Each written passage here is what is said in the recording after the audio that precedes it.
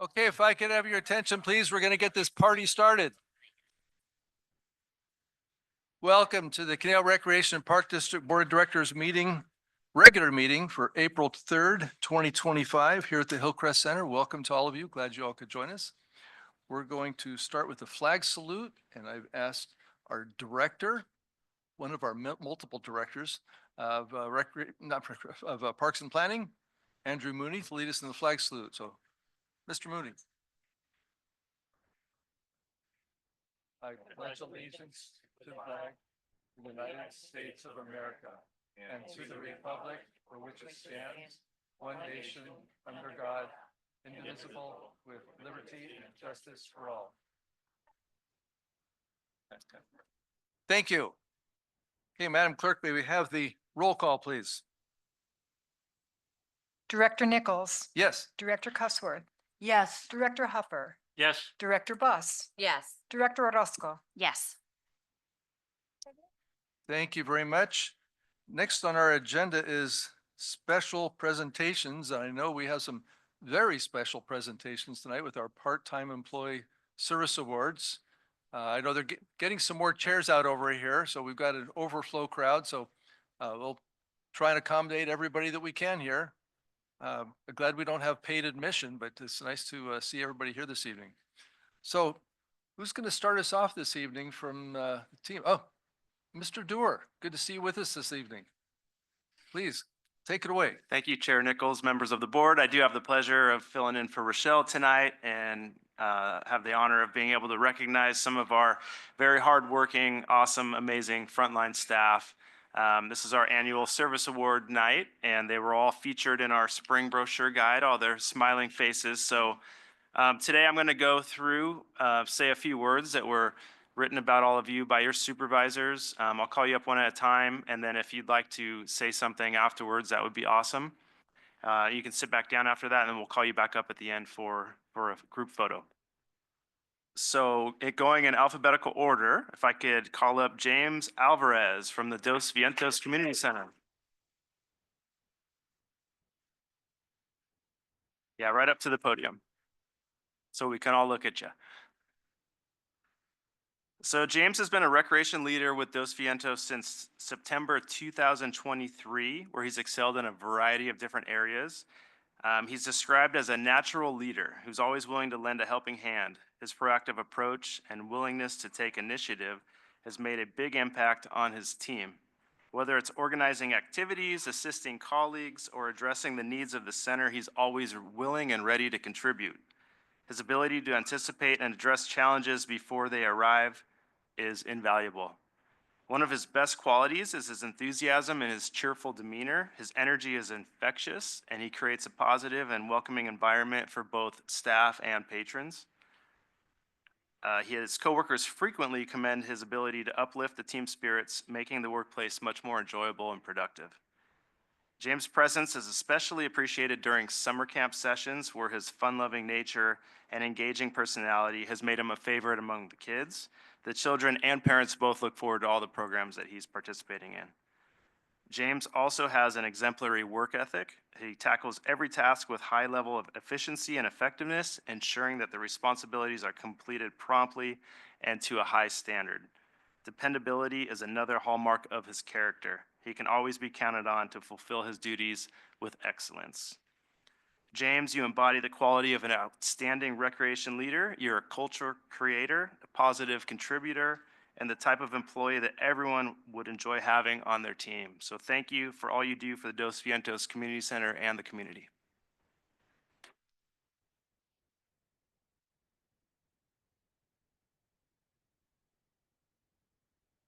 Thank you. I would like to thank the board of directors and administration for their contributions to the community. I would also like to thank Rick, Renee, Tamara, and the DVC team for their support. It's been a great time working at CRPD and the Dos Vientos Center. I look forward to making more memories in the future. Thank you.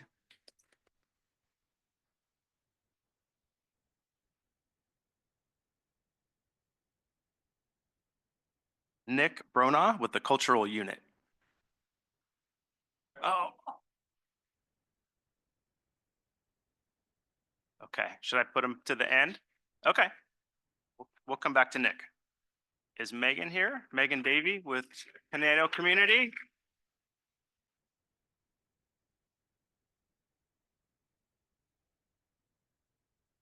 So Megan is a recreation leader at the Conejo Community Center, and I actually had the pleasure of working with her for the last 3 months of the year while we were in transition over there and was without a coordinator and community and supervisor. And I was just so impressed with Megan. I was thinking about this, and I think if you asked AI to create the ideal customer service oriented employee, it would create Megan. She's got an infectious personality and a friendly demeanor that just lights up the community center. When you talk with her on the phone, you can just feel her smile coming through the phone. She's patient and professional, which is essential when working at the Conejo Community Center and taking phone calls, especially during summer day camp time, which can be very hectic.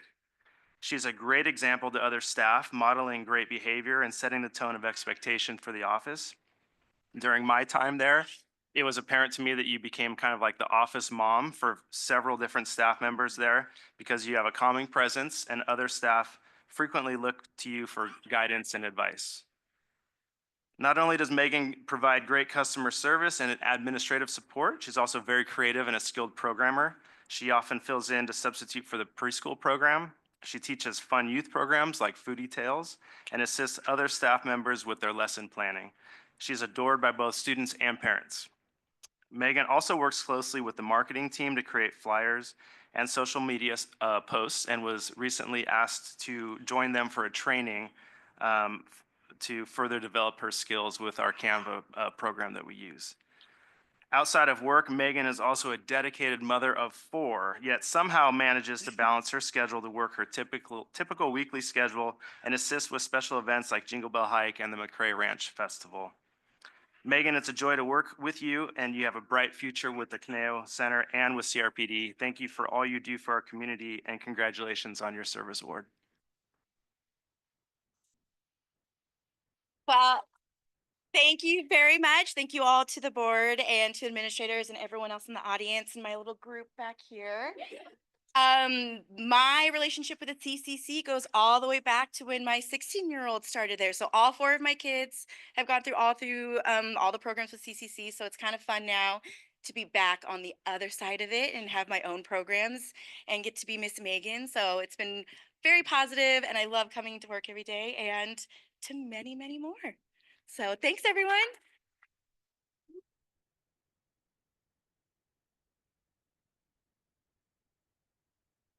Jill Frenzel with the Orchard Community Center.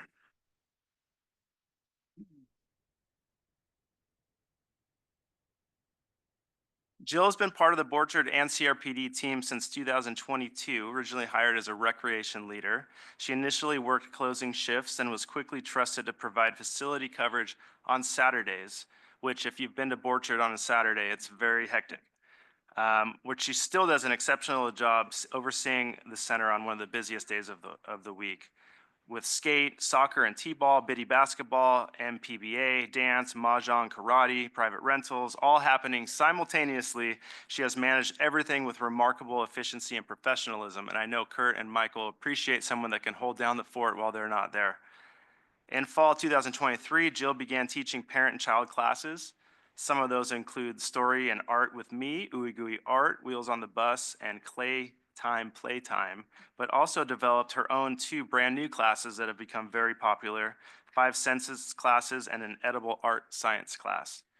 She's also assisted with district-wide special events and is the co-lead for the Spring Arts and Crafts Festival, serving as the main contact and liaison for all the outside vendors, which can be a challenging task as well.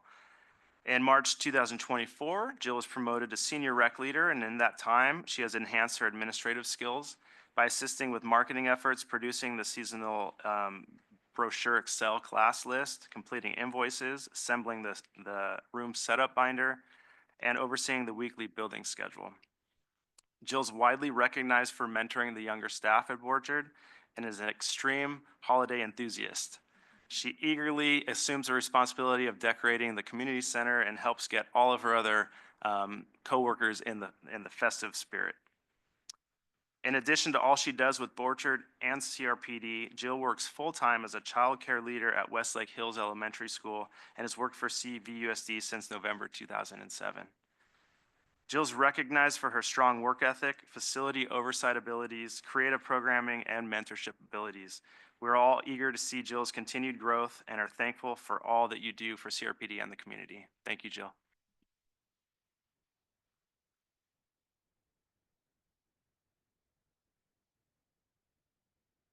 Here, and especially my Borchard team and Michael and Kurt. Thank you. And I look forward to continuing for a long time. Thank you.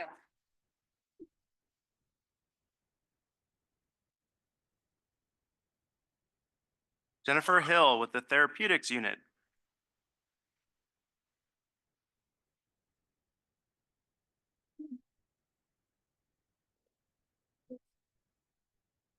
Jennifer, are you a multiple time winner of this? Yep, I thought so. 2. So Jennifer's been with the therapeutic unit as the recreation specialist since 2021, but came to their unit with a wealth of knowledge because she'd previously worked for both the Thousand Oaks Center and Dos Vientos Community Center. Within her first year, though, Jennifer transitioned into her role seamlessly, immediately taking over program leadership, which is such a big component of the therapeutic unit, and working hard to obtain her commercial driver's license, which is just so important for being able to drive to all the excursions, and becoming a Special Olympics coach. Since then, Jennifer's completed her Bachelor of Arts in Graphic Design and Advertising from Grand Canyon University. Jennifer's grown exponentially during her time in the unit and continues to provide quality programs to the individuals that she serves. She's led just about every program that they offer, including Friends of Old Meadows Center, Adult Social and Friends, coaching sports such as bowling, putting on dances, planning community-based outings, and Friday night socials. Jennifer truly does it all. She plans programs to not only provide meaningful recreation experiences for her participants, but to impact their overall quality of life, using recreation as a gateway to meaningful life experiences. She doesn't shy away from taking participants into the community, challenging them while also teaching life skills such as money management, communication skills, and more. These programs, she has developed an incredible rapport with participants, family, and coworkers. She's also a great communicator and collaborator with all other community centers and special units on a regular basis. She takes her programs to new parks, which I know she was trying to hit every park. What number are you on now? We're at 30. Okay, We just did Borchard, and that was our 30th one. awesome. Yeah. Halfway there. Yeah, we have 21 more. She sets up trick-or-treating at the community centers on Halloween across the district, coordinates times to use courts and indoor spaces at other facilities for her programs, and makes sure the participants of the TR unit are exposed to all that the community has to offer. Jennifer's the perfect fit for the TR unit and a great programmer with a great heart. And she's also hilarious. She always makes me laugh, has a great sense of humor. So thank you, Jennifer, for the big impact that you have on the TR unit and the community. Thank you.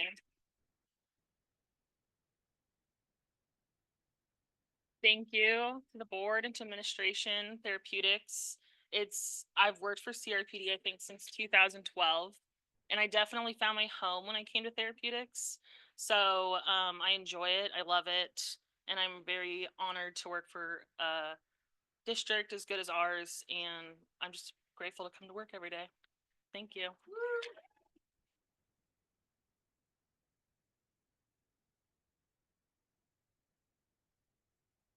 Ian Sherrill with Aquatics.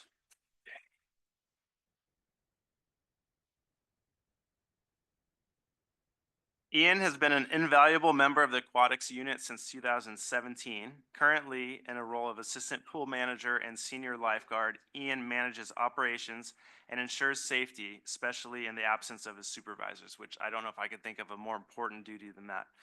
Plays a vital role in the Safe Passage swim program, running weekend classes, ensuring that each child is at the correct level and providing an engaging and productive swim experience. Ian also coaches the CRPD swim team, helping young swimmers build confidence and skills in the water. This past summer, he successfully led multiple sessions of the Aquatics Summer Fun Camp, delivering memorable experiences for participants. As a certified lifeguard instructor, Ian also trains new staff with professionalism and expertise. He leads regular in-service sessions for current team members to maintain high safety and operational standards. Ian's leadership, dedication, and passion for aquatics makes him an indispensable asset to CRPD and the aquatics team. His commitment to excellence not only ensures the safety and success of various programs, but also creates a welcoming and inspiring environment for participants and staff alike. Thank you, Ian, for keeping our swimmers safe, training our lifeguards properly, and for being an integral member of the aquatics and CRPD team.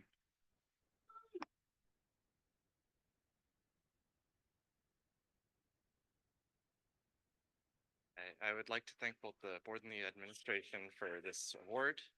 A couple of other people I'd like to acknowledge. My wonderful girlfriend who has led me to be a better person both in and out of the pool and around it.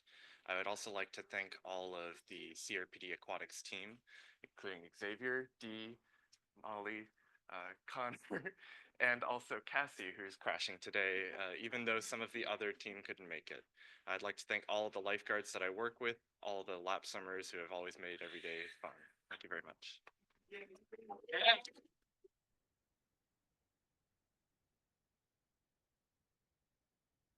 Doreen Thomas, also from the Conejo Community Center.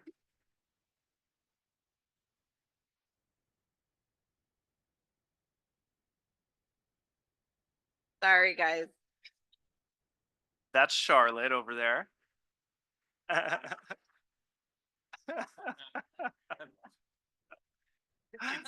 That's okay. This is a family event, so no problem.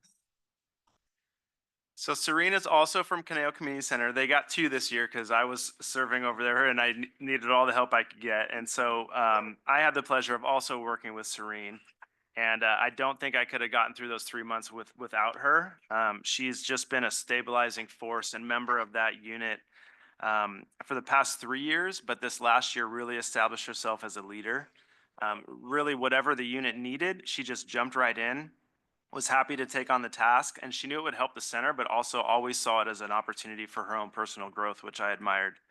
Serene took on the daunting task of creating the staff schedule for over 30 staff members that were running programs at multiple different sites, which means she's getting texted constantly, I'm sick, I can't make it. So not a fun duty that is not really usually in her job role, but it was essential to keep the programs running during that time of transition. She was the lead staff and the creative force behind multiple special events, including Haunted Trail, Jingle Bell Hike, and the Safe Passage Holiday Gift Distribution. Additionally, she's instrumental in planning most of the Rec Van pop-up events for the Conejo Community Center. Serene also oversees all the after-school enrichment classes, which she manages at 4 school sites, and is also the lead staff for the Acacia ELOT program, which is a Monday through Friday joint program with CVUSD, which provides daily tutoring and rec activities to over 70 elementary school students. This was formerly the Warwick program. Serene helps plan the activities, directs staff, and communicates with school personnel to ensure the program is successful. During the summer, Serene also jumps in wherever needed in summer day camps, whether it's handling phone calls, registering participants, filling out incident reports, serving as a camp counselor, or even serving as the director for the day. She does it all. Serene excels at challenging herself and others to provide the best experience for the community and program participants. Her versatility and desire to help wherever needed, combined with her creativity and enthusiasm for recreation, make her a tremendous asset to the Conejo Community Center. So thank you, Serene, for all that you've done for the Conejo Community Center this past year and all you do for the community. You have a bright future in this profession. Thank you.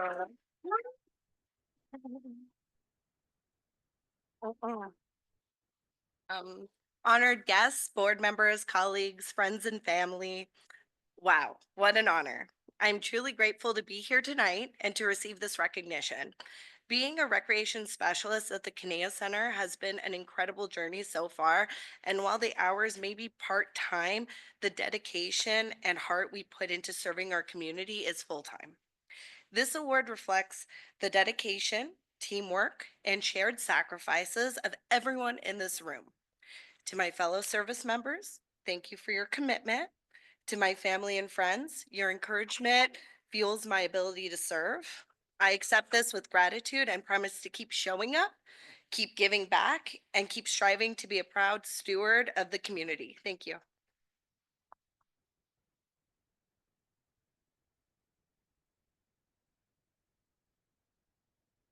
Has Nick gotten here?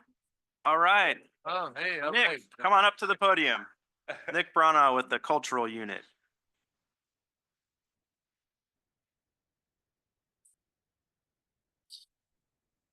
Nick has been with the Cultural Unit for 2 years, starting as a facility attendant and promoting to a recreation leader this past summer. Nick is diligent, cheerful, thoughtful, hardworking, and attentive. Before you can even say, "Could you please," Nick jumps up and says, "Yep, I got it." From cleaning mirrors to taking out the trash, Nick is always ready to do whatever the job needs to be done. He has really stepped up this past year to take on more responsibilities. He's learned to run sound for CRPD board meetings, which is a huge help when the board meetings and the Young Artist Ensemble tech rehearsals coincide on the same night. Nick's also learned how to house manage and run sound for the monthly stand-up comedy. He stepped in to help with lighting and spot operation this past summer for summer camp, and he used those new skills to help with the teen summer lighting install and lighting breakdown as well. Nick is an excellent house manager for shows in the Black Box Theater, a great box office person, and a fantastic facility coverage person. Nick is skilled and really shines when it comes to helping build, paint, install, and strike sets. He's attentive to safety and always ready to jump in and lend a hand, and he has become an invaluable member of the cultural team. Nick is always upbeat and pleasant to be around. He is quick to volunteer, cover shifts when needed, and takes great pride in caring for the facility. Nick's also an incredible big brother to his adorable baby sister. Nick, we're lucky and grateful to have someone so versatile and eager to learn on our staff. Thank you for all you do for the cultural unit, and we look forward to seeing what new skills you master in this next year.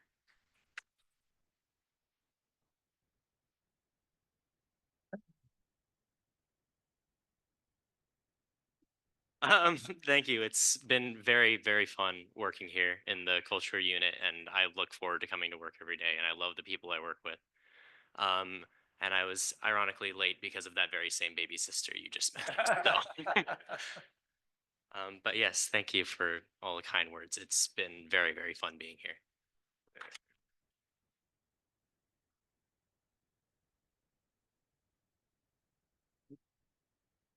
Well, thank you, Tim, for sharing all that input. I'm going to ask my colleagues if they had anything to say, and I think I'll start to my right with Director Cusworth. Thank you so much. I wrote down a few notes, and whenever we do these part-time service awards, I am always amazed that you can do this much part-time. I mean, this is incredible. But just some of the things that I quickly wrote down, that James is a leader, he's encouraging, that Nicholas is very hardworking, he's capable, that Megan is fabulous with customer service. She's a fabulous example to everyone that she works with. She smiles, she does it all. The Jim is an excellent manager. Jennifer is very versatile. She's been everywhere. She does it all. That Ian is very safety oriented, a trainer. He's training staff. Serene has a lot of opportunities. She jumps in, she's creative, she does whatever is needed. I think that all of those words could go for all of you, for all of the things that you do. We highly appreciate you. But I think what stood out to me the most is everybody saying things like, every day is fun. I love to come to work. I look forward to being here, and that kind of an attitude is really makes CRPD what it is. Thank you so very much for your service.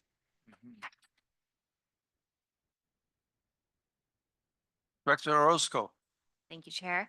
Yeah, I just would like to take a moment to say thank you so much for all of your hard work and dedication to CRPD. CRPD really is wonderful because of our staff, and it wouldn't be what it is today without you all and your dedication and your hard work and just your love of community.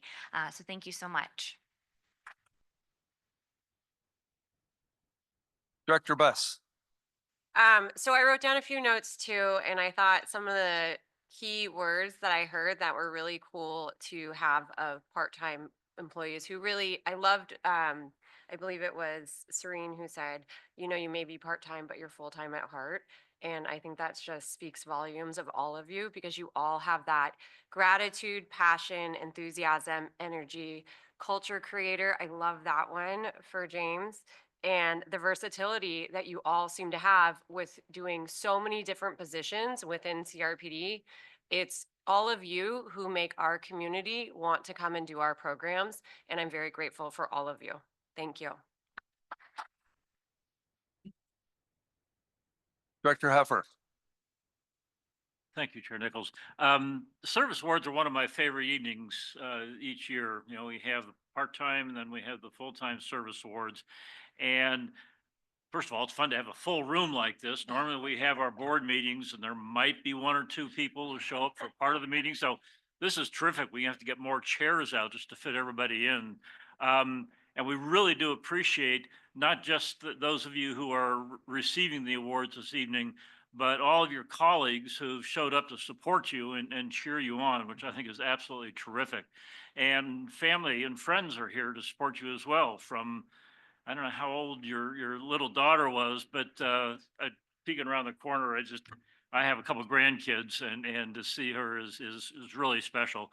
But Director Cusworth already mentioned the long list of accomplishments that each of you have. It's pretty amazing that you are working just part-time. The park district couldn't possibly offer to our community what we have without folks like you. It's you folks, the part-time folks and the full-time folks, who are the face of the community. You know, people might thank us on the board for something that we'll take credit for, but it's you folks who are out there day to day, week to week, meeting, working with the public, creating programs, coming up with great ideas all the time. And because of you folks, you make the entire Conejo Recreation and Park District a premier agency, not just in our community, but throughout Ventura County and the state. So thank you all very much for everything that you do.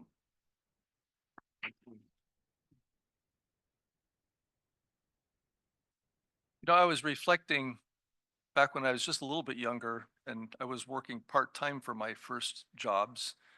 I don't think I could say anything that was said tonight about those part-time jobs. It was, you know, just a job to maybe put gas in the car or, you know, just to fill in some time during the summer to keep myself out of trouble. And maybe, you know, I don't think any of them was with a career in mind. It was just something to do.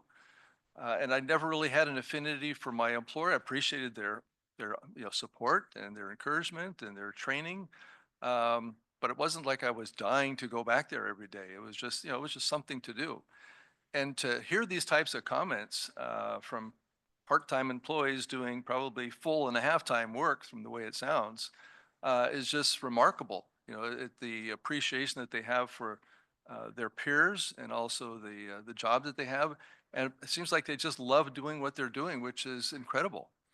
And like we said, it's, you know, I don't think that we could take a whole lot of credit for that up here, appreciate the recognition, but it's really the staff and the organization that makes that happen. And that's you. And of course, this network of support behind them to make that happen, whether it be our fellow employees or the family.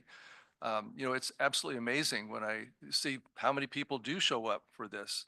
I would just make a word of caution to our administrators. You better beware if these are the caliber of people that we have beneath us, that they might be booting you out of a job at some point.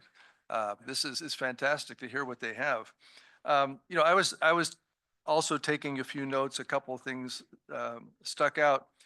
I appreciate the fact that Megan could be considered an office mom, and the reason that strikes with me is because we always hold mom in such high regard, you know, and just to be, you know, put in that level, even in an office setting, I think just speaks very highly, not only of you, Megan, but then also of the people around you, recognizing, you know, the character quality that you have and that you share.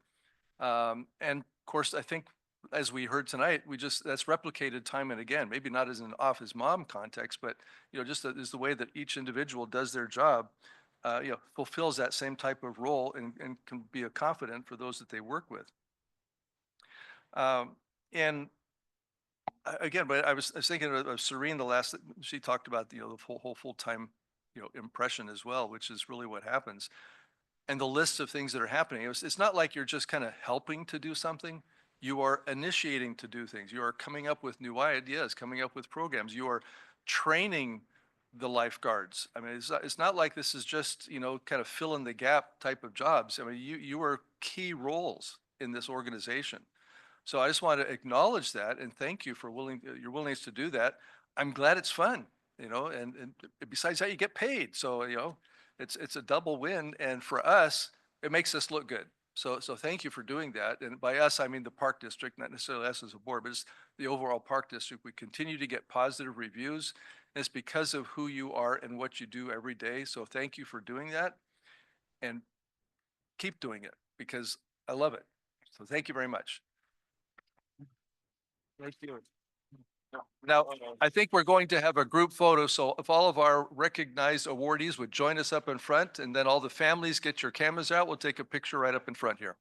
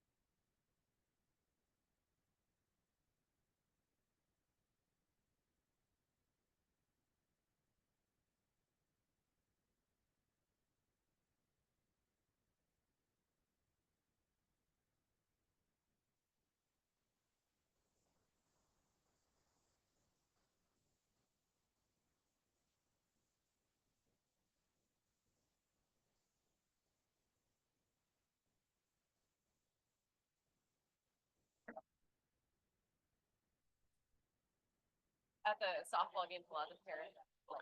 Okay, we're going to continue on with the rest of our agenda here. You're welcome to stay. You're welcome to visit with your family out in the lobby, whatever works for you. Thank you.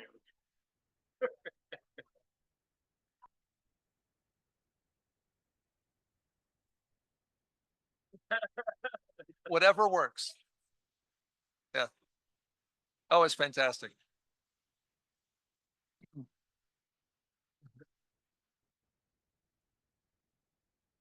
Okay, coming up next, we still have another special presentation, and that will be from the Teen Center, highlighting some special events.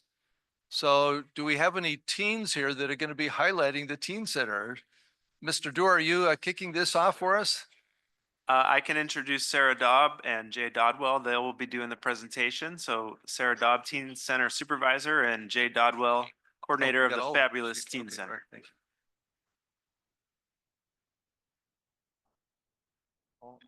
All skaters.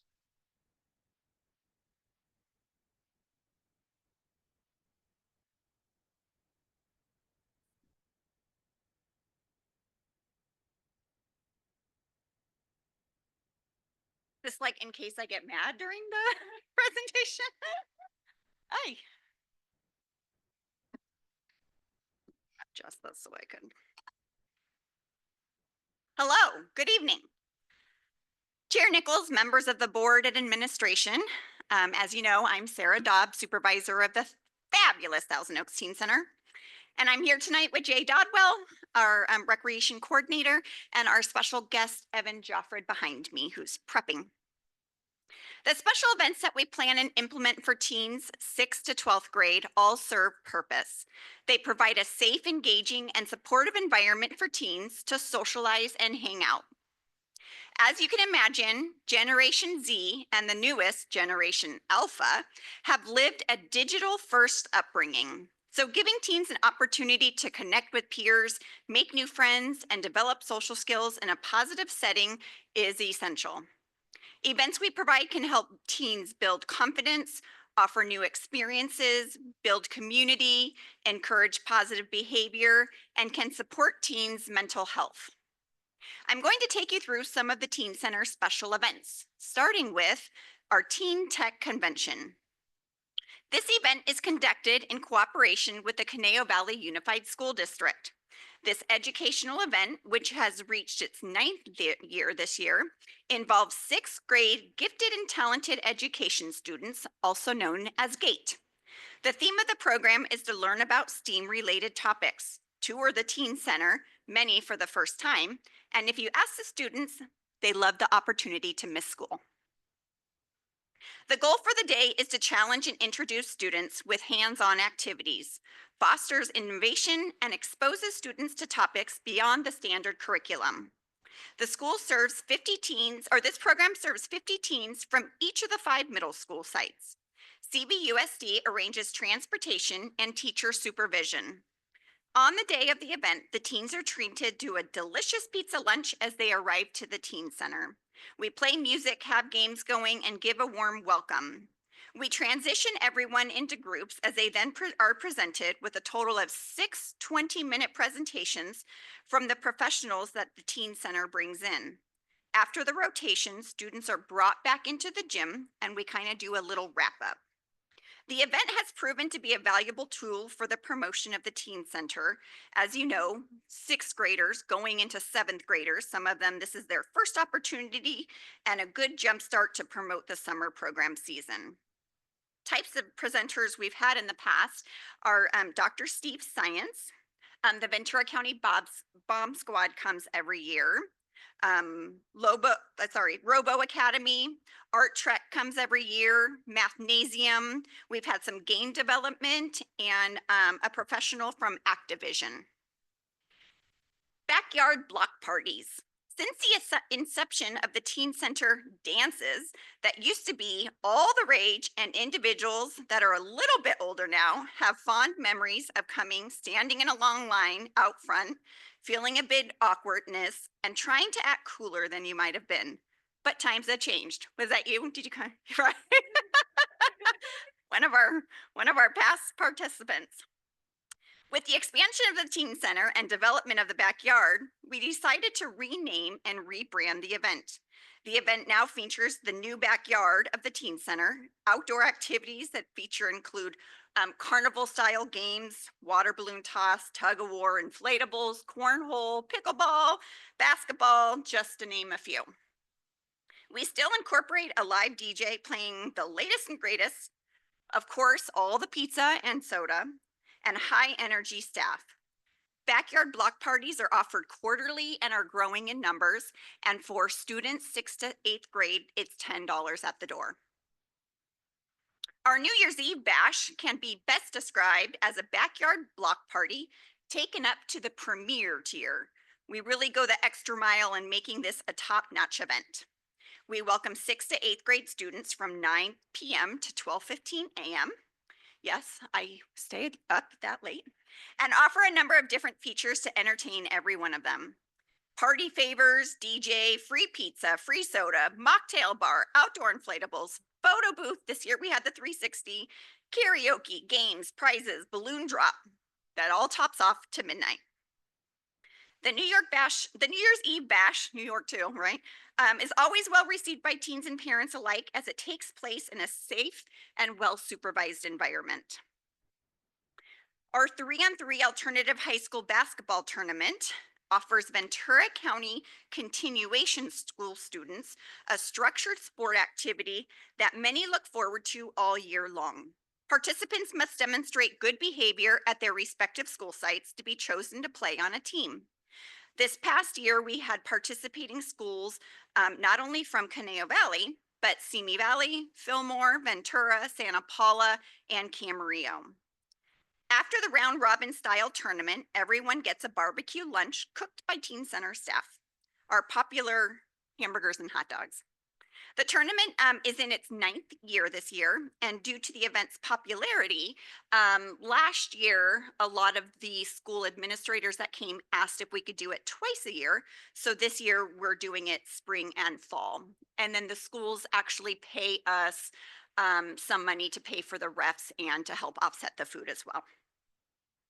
This past year, the event was recognized by Ventura County Office of Education as a positive program to encourage healthy activity, teaching teamwork and discipline, and help some of the at-risk youth develop friendships. Last but not least, Battle of the Bands. This big-time competition shows who could rock the stage the hardest. Planning for the event starts with the recruitment of eligible band members. Most band members must be in high school to qualify. Bands are asked to send in an application and a link for us to hear the music, and then staff and members of our advisory committee typically choose 6 to 8 bands to compete.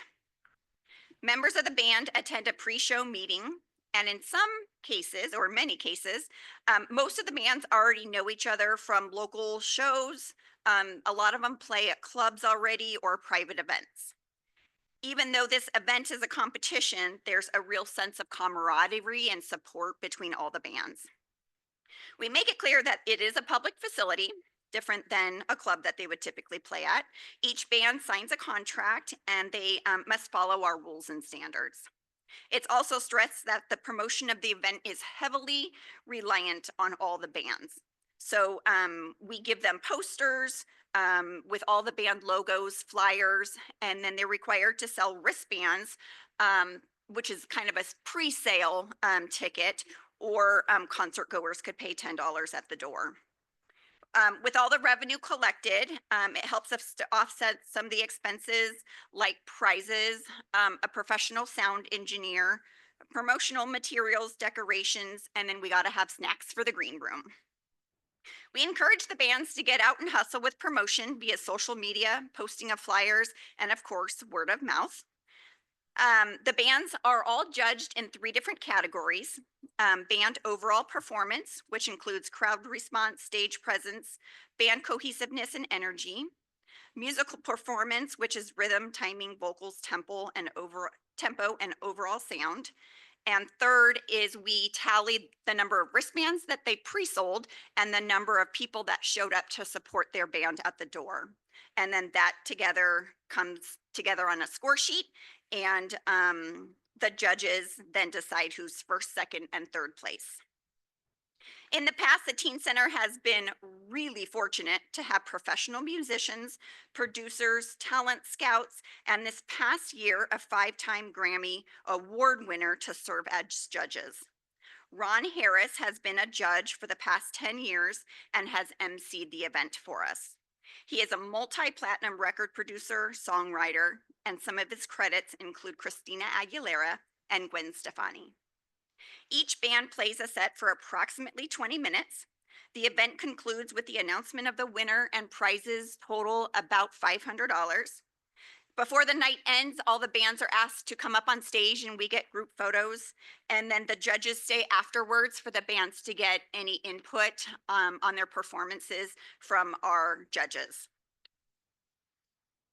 When our special guest tonight, Evan, was in middle school, some 23 years ago, he played in the band Trio as the bass player. Little did Evan know, as his first time performing, that he would take first place prize in his metal rock band as they crushed their set for Battle of the Bands. I will let Evan give some words and a special performance for you.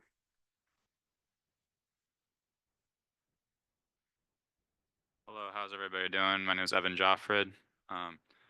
Yeah, so I'm a full-time professional musician. I started when I was really, really young, 12 years old. And the band that she's talking about was called Militia. Very first band I ever had. Lead guitar player was just incredible skill level, and that's what really inspired me to keep playing. I originally started on bass and then did guitar later. But I remember the event just being such a memorable, iconic part of my career because it kind of set the path for the rest of my music. And getting off the stage and realizing that we had won first place, and then meeting one of the judges, he actually ended up being Izzy from Guns N' Roses.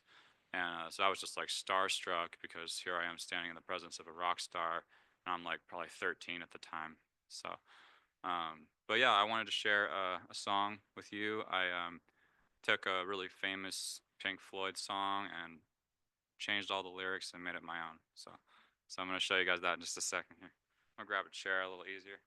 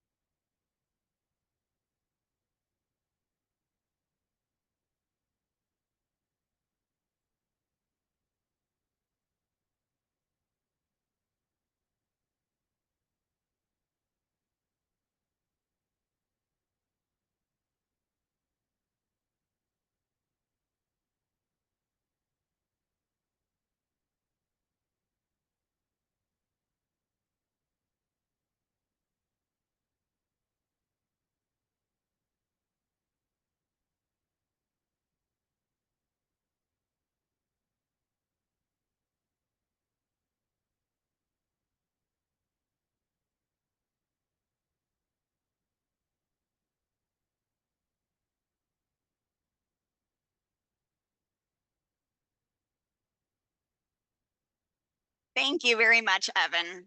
I love how hearing like full circle stories. That's the end of our presentation.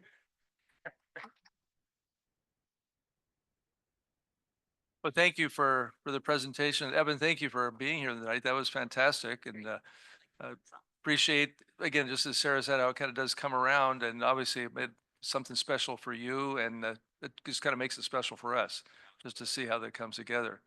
And to make a career out of it, that's even, icing on the cake. So that's fantastic. Just to add to that, so I was 16 years old. I started teaching music professionally. I was very young. I still look a lot younger than I am. I'm 36, but I look more like I'm 26. But yeah, got my driver's license, started teaching professionally, just teaching independent one-on-one students. And then as I grew a little older, I started playing with all kinds of different bands. And now I'm mainly a solo artist. So I perform like 2 to 3 hour shows doing what you just heard, but I use more of an electric guitar and I go all out, so that's really fun. That's like one of my main careers, but the teaching is like the thing that stayed. So it's all music. It's just, Oh, fantastic. Yeah. And Well, that's Evan- great. Evan didn't mention, but he's our new guitar instructor at the teen center as Ah, well. okay. All right. Sign me up. It's gonna be fun. Thank you. Thank All you. right. Let's start to my left here. Director Huffer, have any comments? Yeah, Sarah, thank you so much for all the information. I was certainly aware of some of the different programs you have going on at the Teen Center, but to get a little more detail about the programs you have going on. Did you refer to the young people at the Teen Center, did you refer to them as Generation Alpha? That's what, yeah, Generation Alpha is that. I got one of those. Yeah, that generation. Yeah. I know. I actually had to look it up because I didn't know what generation they were, but yeah. I guess It's you're going different- backward, because I've heard of Gen Z and Gen Gen Z, X. Gen and Y, yeah. Gen yeah, A, so, okay. Yeah. Anyway, the programs you have going are really impressive. The Teen Tech Day sounds fascinating. I'm just wondering if somewhere along the way you can take those teens that probably already know a lot of tech stuff, but ship them over to the Global Center and have them teach some of the what gen are we? I guess we're probably the baby boomers, at least Baby some of us. boomers, right, So yeah. I'm still in that. teach the baby boomers how to do some of this tech stuff. And the STEAM program that you have with all the various presentations, it sounds wonderful. The fact that you're able to use the new backyard at the teen center and you have quarterly parties there is terrific. Oh, we love the backyard. Yeah. Yeah, it's a great And space. the New Year's Eve party sounds like a lot of fun. And it actually goes to after midnight, huh? I haven't gotten to midnight. I found that the best way to do it is to tune in live to New York City and you get New Year's Eve 3 hours early that way. So. Yeah, I actually don't make it to midnight not very often either, but it's a lively event, so Yeah. it wasn't hard. Yeah. Anyway, thank you so much for all the information. It's great to get a good flavor for what is being done over at the Teen Center. So thank you. Thank you. Director Buss. It's so funny that you just play that song and I was talking to my daughter right before this meeting. I had to pick her up she rides horses. She was at the barn. And I listen to a lot of EDM, which is electronic music. And I was saying to her, I'm like, I find it so fascinating that there are people in the world that literally can think in their mind the words to a song and the melody at which it should be played. And, I'm not that person. I played the violin, saxophone, flute, and bass guitar, mastered none.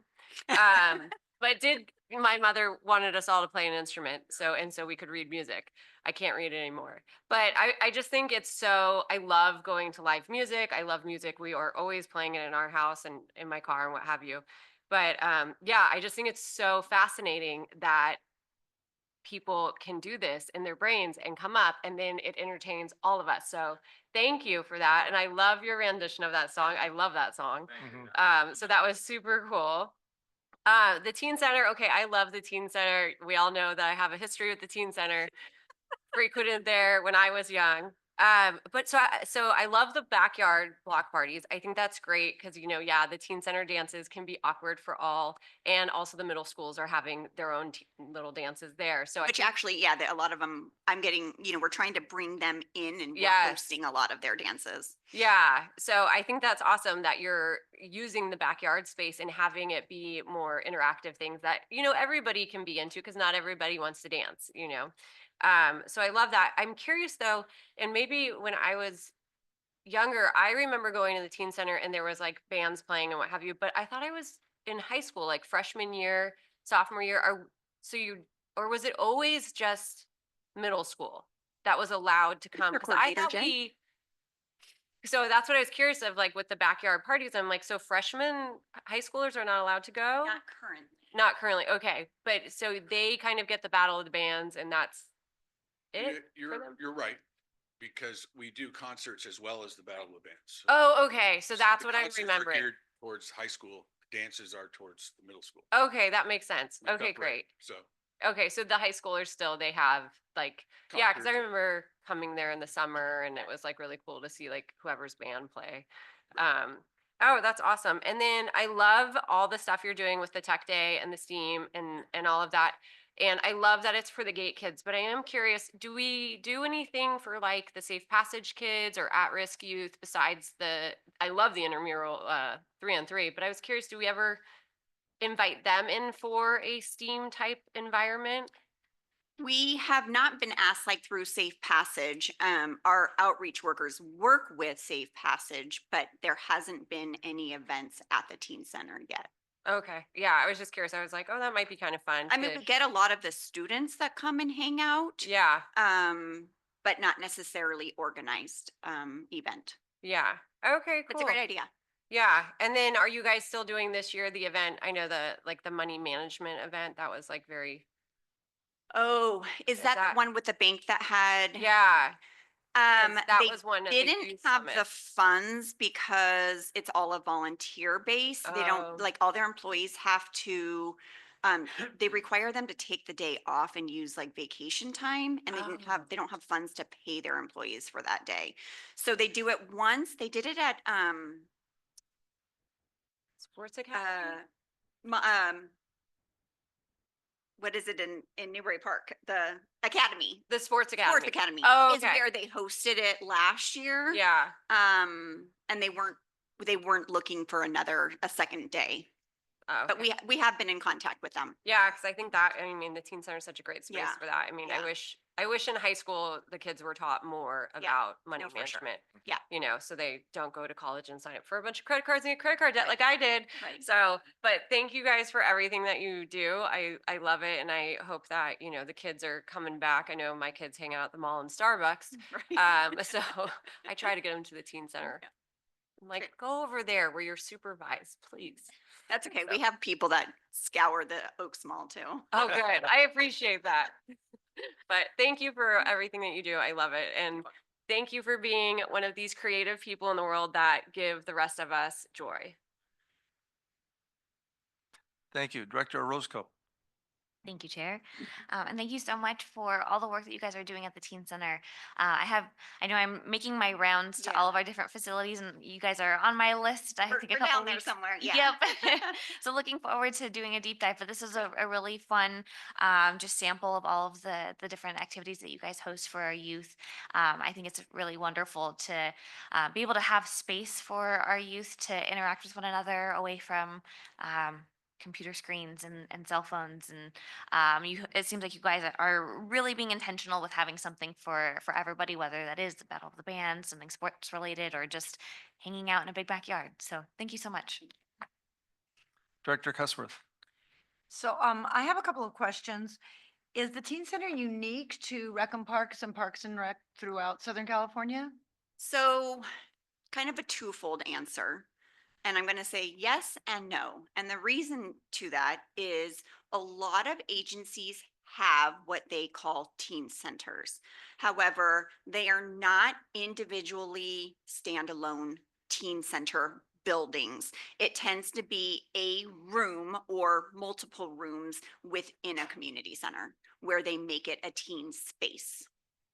Yeah, that's what I was wondering because our teen center is amazing with the backyard, with the rooms for all of the lessons. Yeah, we the- go to conferences and we'll tell people what we have and, you know, they want like, oh my gosh, I mean, we get calls, I wouldn't say all the time, but you know, every couple months, someone will call us from across the United States asking us how we run the teen center, how it's funded, how we got started. And it is very well known because of that. I would imagine. And it's been running so successfully for so long. I mean, one friend of mine that I've met at the Global Center started playing pool at the Teen Center. And so he's been playing pool for 25 years. Um, so I think you've had this very ongoing, successful organization. I think part of it is that you're adjusting to the teens' needs. Like when you said, well, we did stop doing the dances and we went to the backyard because that's more what the kids are, relating to right now. You're very flexible. So I was It's- very impressed by that. It's very hard to keep up with them. Their trends are like ever changing. Well, I can imagine. I mean, do any of the teens even play pool and ping pong anymore? Is that still popular? Not as popular as it was, but yes. Yeah, that's what I was thinking. When I was young, that was cool. So, but I had another thing. My kids were, their kids are now be teen center kids, but I know that my son, I don't know if he did a battle of the bands at the teen center. He's 36 now, and his band did play at a battle of the bands at Tilo High, and he did play at some other clubs, but I'm just wondering if he did. And I reached for my cell phone and I left it at home to text him. Did you ever do Battle of the Bands at the Teen Center? But that would have been cool. But if he did, that was a really wonderful experience for him to be in a band when he was young. And he's still musical. He didn't make a career of it. But when they used to have the video program, the video competitions, he got 2 of his first jobs because he was participating in that and he learned how to make these videos. So that really helped promote his career. So I'm just very, very appreciative that we have this facility and such an amazing facility. I think some of my kids played volleyball at the teen center also. Volleyball's still very popular. Yeah, it was a wonderful, it just reaches so many kids in so many levels.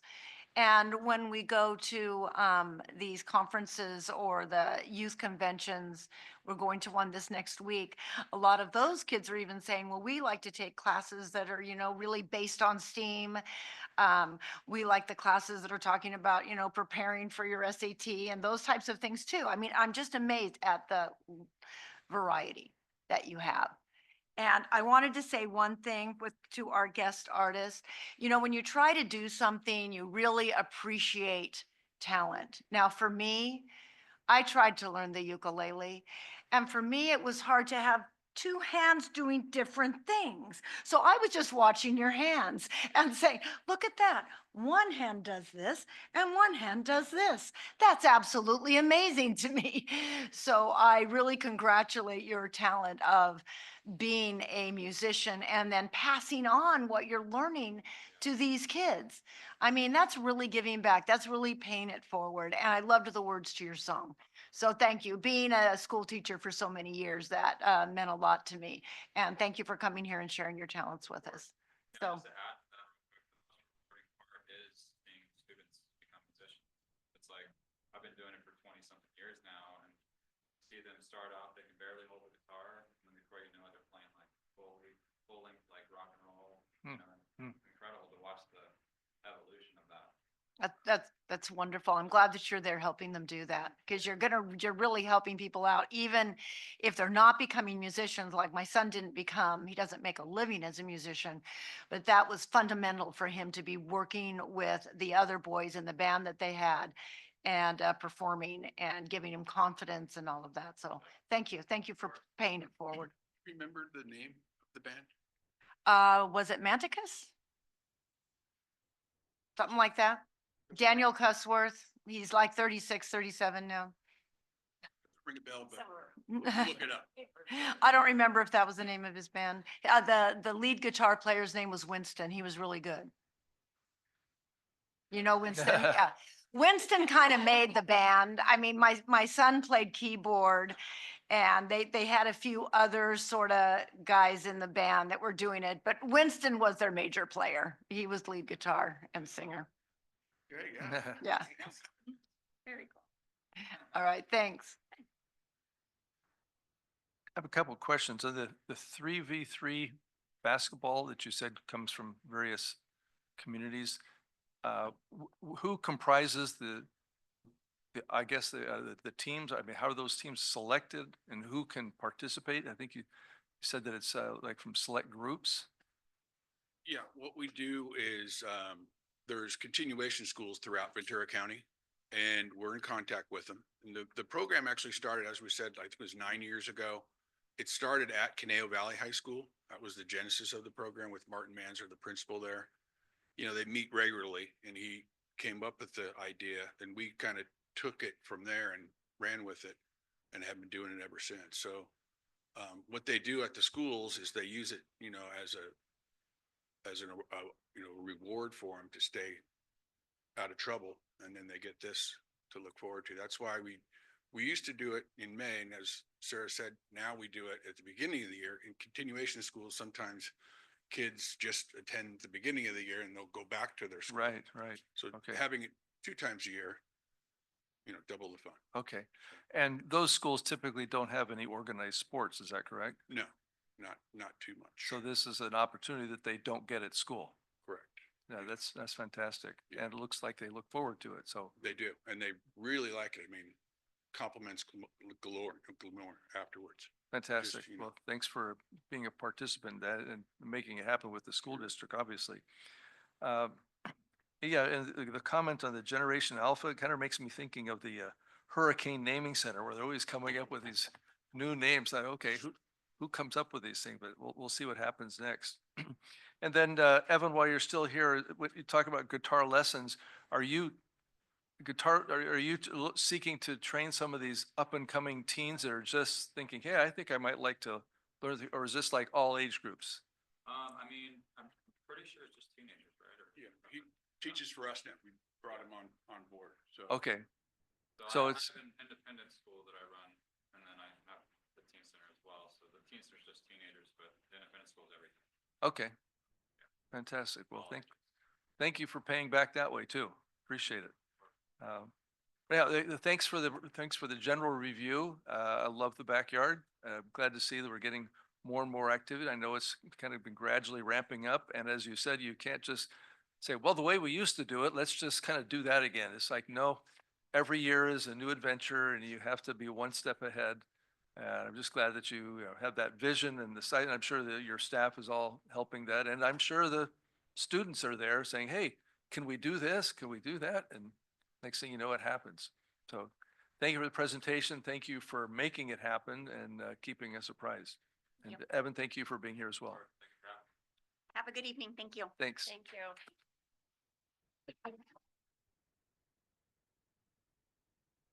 Okay, that brings us to items from the public. And I have a number of speaker cards, but I believe everyone here wanted to speak on behalf of the Borchard Skate Park. Was there anybody else that wanted to speak on something not on our agenda tonight? Okay, and do we have anybody online that wanted to speak during public comments? Jenny, we have Jenny online. Did you want to speak with public comments? If so, if you can check in.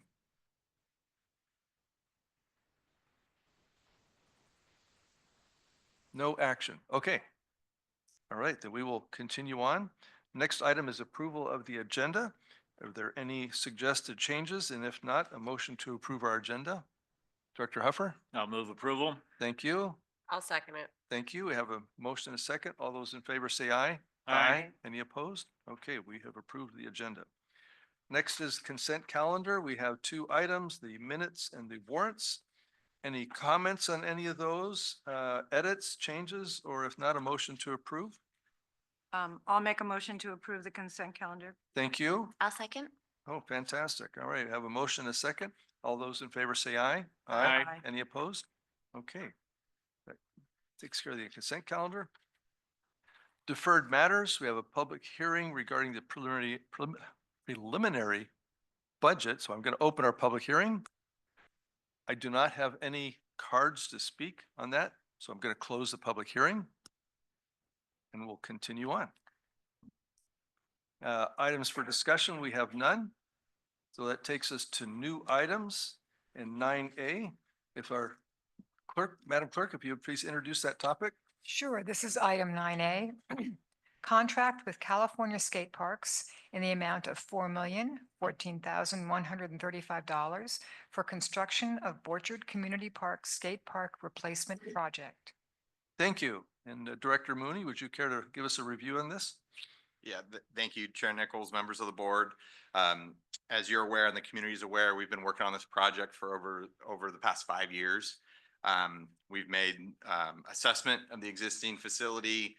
We worked through a focus group process, as well as we worked through approvals of concept plans. And then the board had held several actions, most notably in July of 21, awarding a kind of phase 1, if you will, contract for California Skate Parks for concept design services. And then later on in November of 22, the board approved the skate park contract, kind of phase 2, but amendment number 1 with California Skate Parks for the concept plan and construction document services.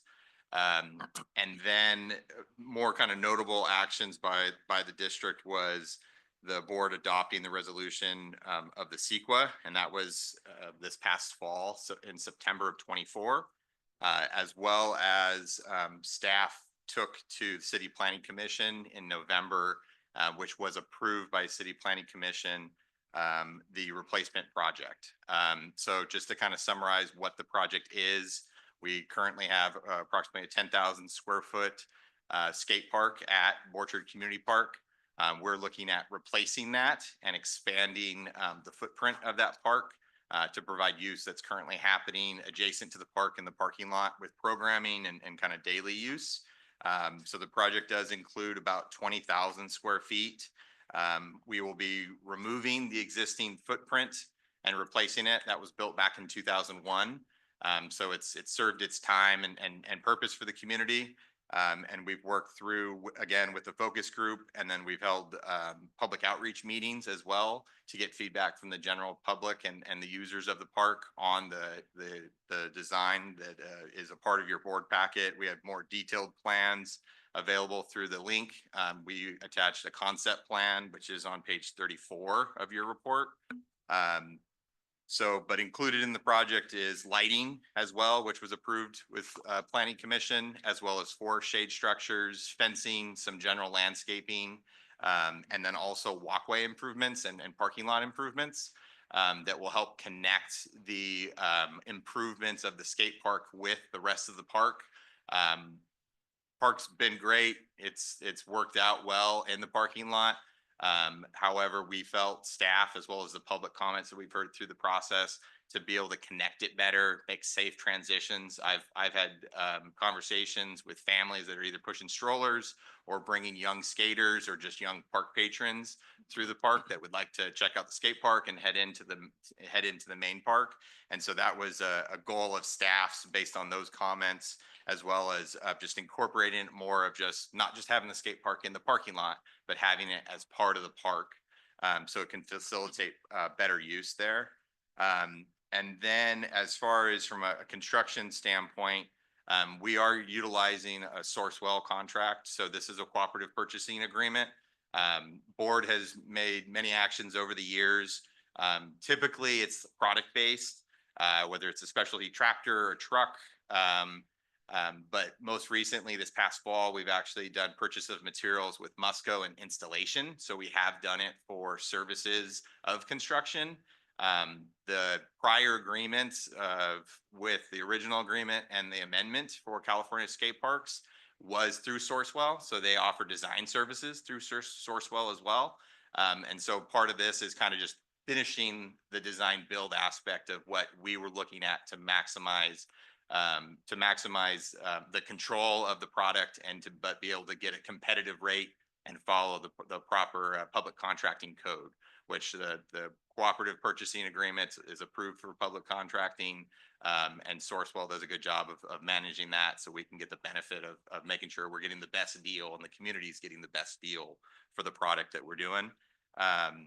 And so, like I mentioned, for phase 1 and phase 2, we've already done it with Sourcewell for California skate parks. This will basically be phase 3, but kind of separate since it's a $4 million construction contract. So it's obviously a bit more substantial. We have worked with California skate parks. I'm sorry, staff of California skate parks, who Zach Warmhout, who's a landscape architect, who's actually joining us tonight.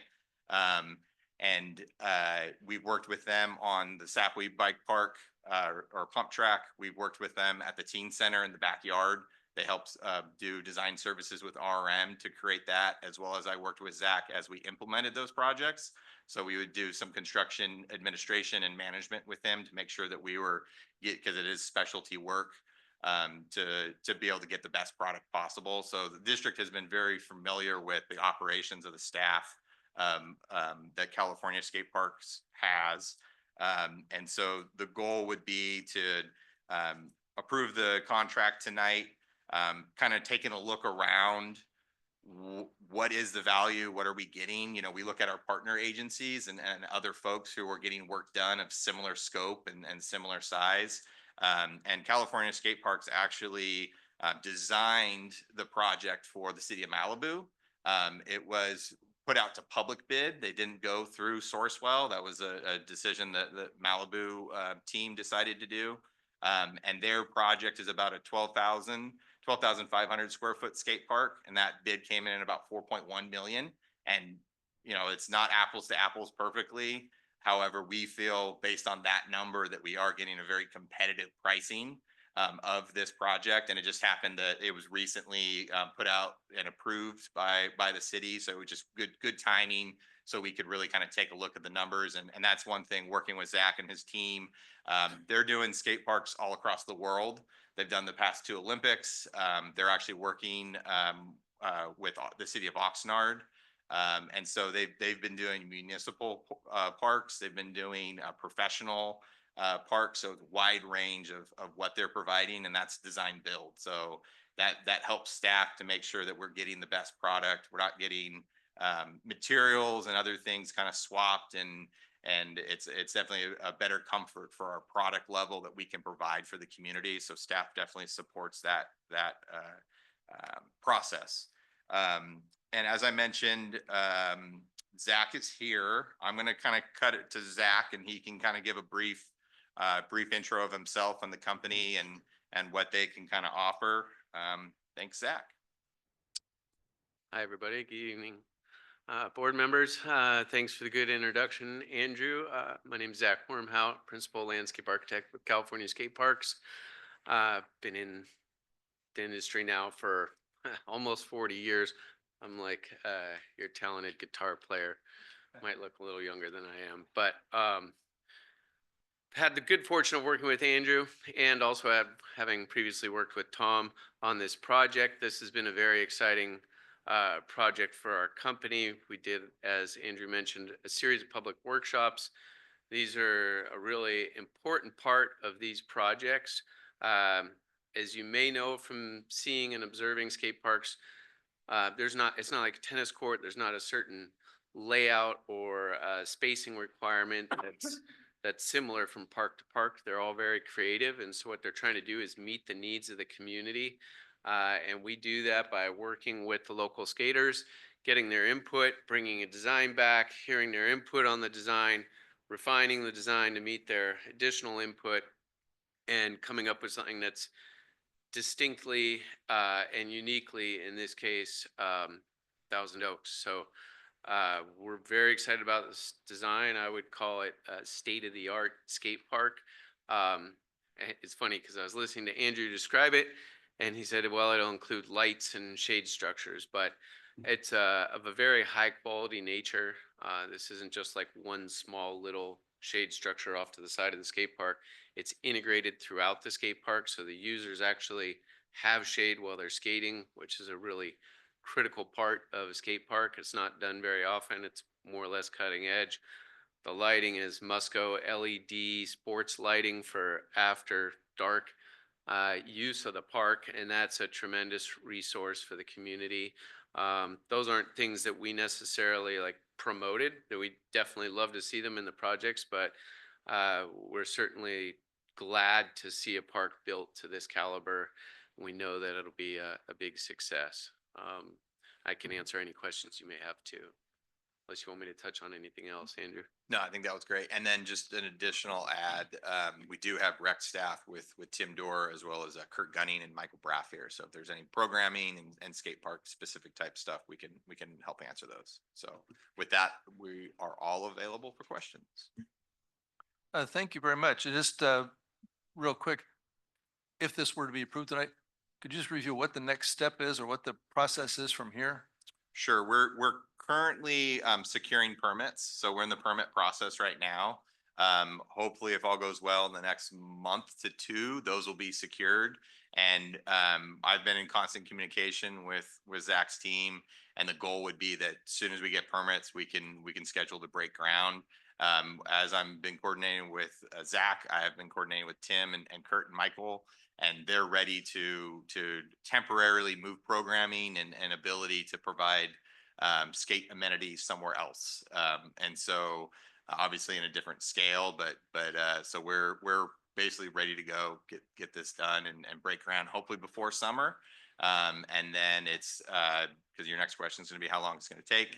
Goal would be about 4 to 6 months if all submittals, availability, weather, all that good stuff falls into play. So the goal would be in a 4 to 6 month window. So Sounds like a nice Christmas gift for the community. very possibly, yes. All right. Right. Questions or comments from the board? Director Buss? So I have a couple questions about when I was doing tours of the facilities last year at the teen center, they had just had their backyard done. And I was asking them about the skate park there, which I'm assuming you helped create, if people come and use it often. And they said that it was actually a little too advanced and that they don't get as many people. So this is more where we have the skateboard programming, right?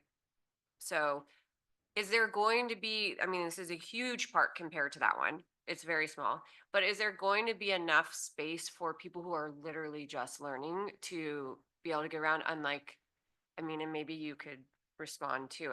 Yeah. I skated when I was very, very young. And was not very good. Okay. So, but I just thought it was kind of sad that she said that people weren't coming in using that skate park in the backyard because I thought it was so cool that it was there.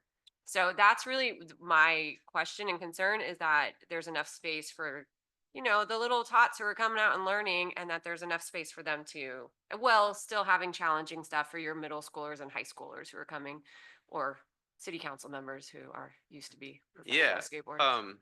I think I can respond to that and also add a couple pieces of information I should have included earlier is although the term is still skate parks, really what we're finding now is these are designed as all-wheel parks. So we'll get to your question here as part of my answer in a second. But so that's roller skating's become hugely popular in skate parks now, and it's like the fastest growing demographic of wheeled sports.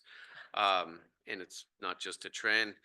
You have skateboard, scooter, and bike. So most skate parks now are all wheel, and then they're also all access. So we're making the entire park so people are visually impaired, if you're in a wheelchair, that it's accessible through the entire park. And then the big theme throughout the park design, and this was hard to achieve, admittedly, with the teen center, very small space dedicated to it, and the input was for basically like quarter pipe structures. So there's different styles of skating. So if you don't ride what's called transition skating or curvilinear shapes and you're more of a street skater, curbs, ledges, stairs, railings, then it's not as much for you. But the idea is that this new park will provide progression from a very first time rider day after Christmas with their new bike, skate, skateboard, whatever it may be. They can come to the park. They have places that are intuitively safe to begin learning, begin just starting on flat ground and then typically progressing through to their first ramps or first 2-stair, 3-stair, 4-stair. There's progression throughout. But at the same time, offering challenges for the most advanced riders in the community to safely come and continue finding excitement and fun new things to do within the very same park design. Okay, awesome. Yeah, because that's just was what I was thinking. I was like, well, I know it's going to be huge or much bigger than it is now, so there's got to be space for that. But that's what I like to hear, because same with like our pump track, like how they have the smaller, like for the young ones, and then it gets progressively bigger for those who want that challenge. So yeah, that was my only concern with it, is that the little ones could. Yeah, just to add to that, that's through the process from talking with staff, you know, Kurt and Michael programming the space, as well as just maintenance and maintaining the space. But then also through the focus group, we had a wide range. We had, and I'm going to butcher it because I'm not a skater, but more street skaters. We had young skaters or parents of young skaters. We also had more experienced skaters, but like vertical skating. And so we had a whole mix. The intent was to expand upon that because that was kind of the makeup of the folks that have been using the park. So multi-generational, multiple spaces, kind of as you look at like kind of outdoor room, but it's just different spaces for different types of skaters, but then also flow between all those different elements. And that's why Zach is a part of this, because he understands how that works and his team understands how that works and how that incorporates.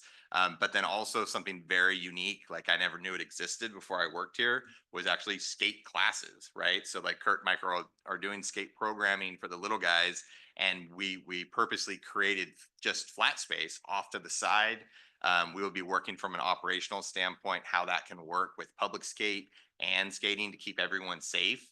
But then also from like we do birthday party rentals at the skate park.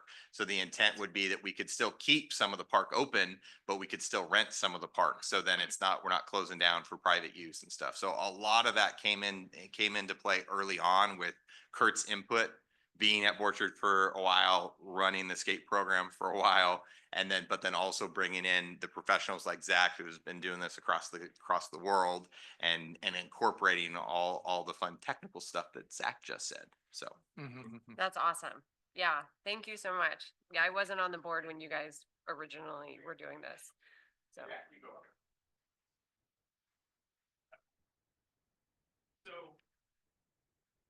kind of to expand on what Andrew just said. So when we designed a skate park, we met with these guys. That was an emphasis from the very first meeting, was programming. And we got Taylor here, who's our skate park specialist.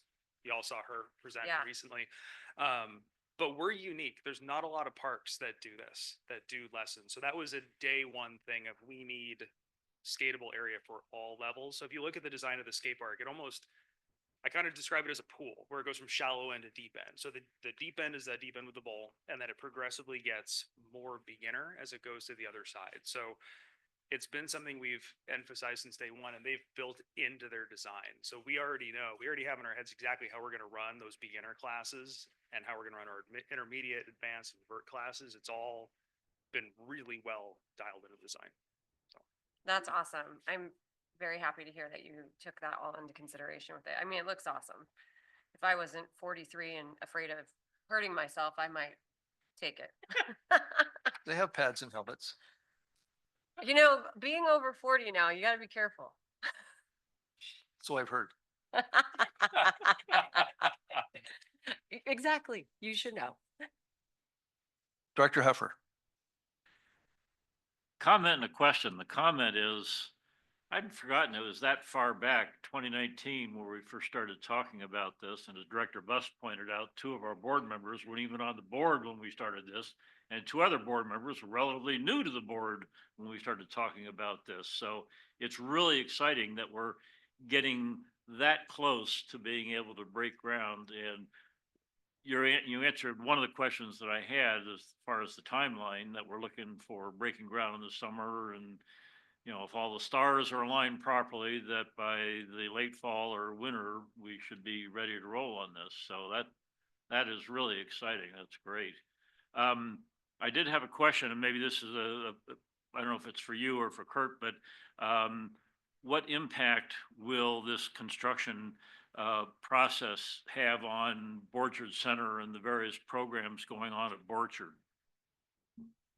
So currently, you know, obviously we're gonna have construction fencing, construction traffic and things like that.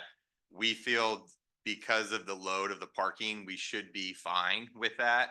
We're obviously gonna be kind of in coordination. We're not gonna start like right right before an event's happening and all that, but that'll just be coordination, right? To be able to get the new improvement, we'll have to kind of be creative, but I think from a parking standpoint, because we do have the secondary parking lot as well as the main parking lot, we should be in a good spot. So and it's more so just, yeah, hey, unfortunately we got to do some renovations and improvements, and it's a 6 month kind of pain for 20, hopefully 30 years of enjoyment, right? So it's a balance, but my staff, myself, as well as our contractors will be in coordination with our rec folks to make sure that we'll limit any issues there. So. Okay. Yeah, and then in regards to impacts on the community center and programming, there will be none. We've already all coordinated. We've purchased mobile ramps. We are ready to move all of our skate programming out of the skate park. So we are ready to turn any basketball court. We actually already are in a lot of our neighborhood parks, and Taylor's doing pop-up skate events. We can build a skate park in 20 minutes on a basketball court. So we're going to be pulling those ramps out there. We may be utilizing the labyrinth a little bit. So our skate programs are just going to shift out. And then when it's done, we're going to shift them right back in. So there shouldn't be any disruption in programming at all. Good. Thank you. Sounds like that's a good marketing technique. We're going to be getting a lot of neighbors showing up at Orchard in another year. All right. Yes, Director Cusworth. Just quickly, we do have Sapwe Park, which is a beginner's skate park. I know my 6-year-old can ride a scooter there, so I couldn't. I tried. So I guess Right. 6 and 60 is a real difference in skate park ability. But yeah, that's not the only facility that we have here, so that's fortunate. In comments to what Director Huffer said, when I first looked at what was on the agenda, I thought, haven't we approved that skate park yet? I felt like we've talked about it so much, and I've been to outreaches on this, and it seems like that, yes, finally, I'm glad that this is happening. So thank you. And thank you for all of the work that you're doing on this, and it will be very exciting to see it when it's completed. Director Rusco. Thank you, Chair. I don't have any questions. You guys seem to answer all my questions during your presentation, so thank you so much for that.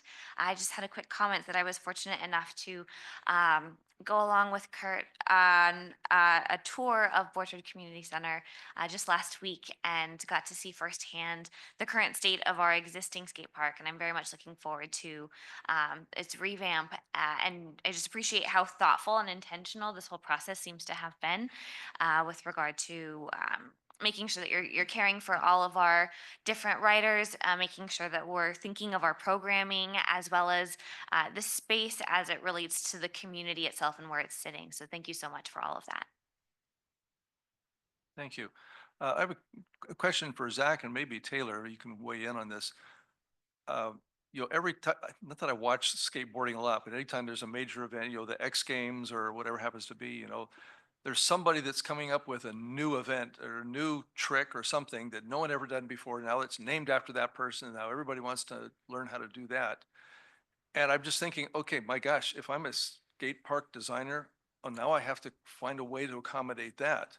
So when you're creating a skate park like this, and if we're talking about a 5 or 6 year time frame, does the trends change so much that in that period you're already thinking, oh my gosh, now we got to tweak this a little bit? Or do you kind of use the same structures within a skate park? It's just how they're used that changes. That's right. So your observation is correct. There's constantly new moves, new tricks being developed. But for the most part, they're occurring over similar like common denominator terrain. So quarter pipe, half pipe, rail, stair sets, down ledges, out ledges, these various things that are kind of like staples in parks. And then parks, like there's a lot of stylization in this park. There's going to be a lot of painted metals. Andrew had a very specific color palette in mind that he thought was consistent with the rest of the park and parks. And so there's stylization like that, but the base skating elements all have a common sort of denominator to them. So it's really more the, like you said, the tricks themselves and the riders' styles that's the biggest variable. Okay, thank you. Yeah. I was wondering about that. Yeah. Okay, thanks.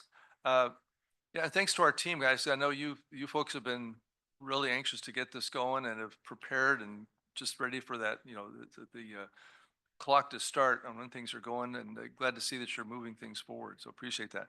I do have a number of cards here from the public, and I'm just going to read them off in the names that are at the top here. And you're welcome to speak to the board. If you could please keep your comments to 3 minutes, we'd appreciate it. First, I have Edward Villa Sr.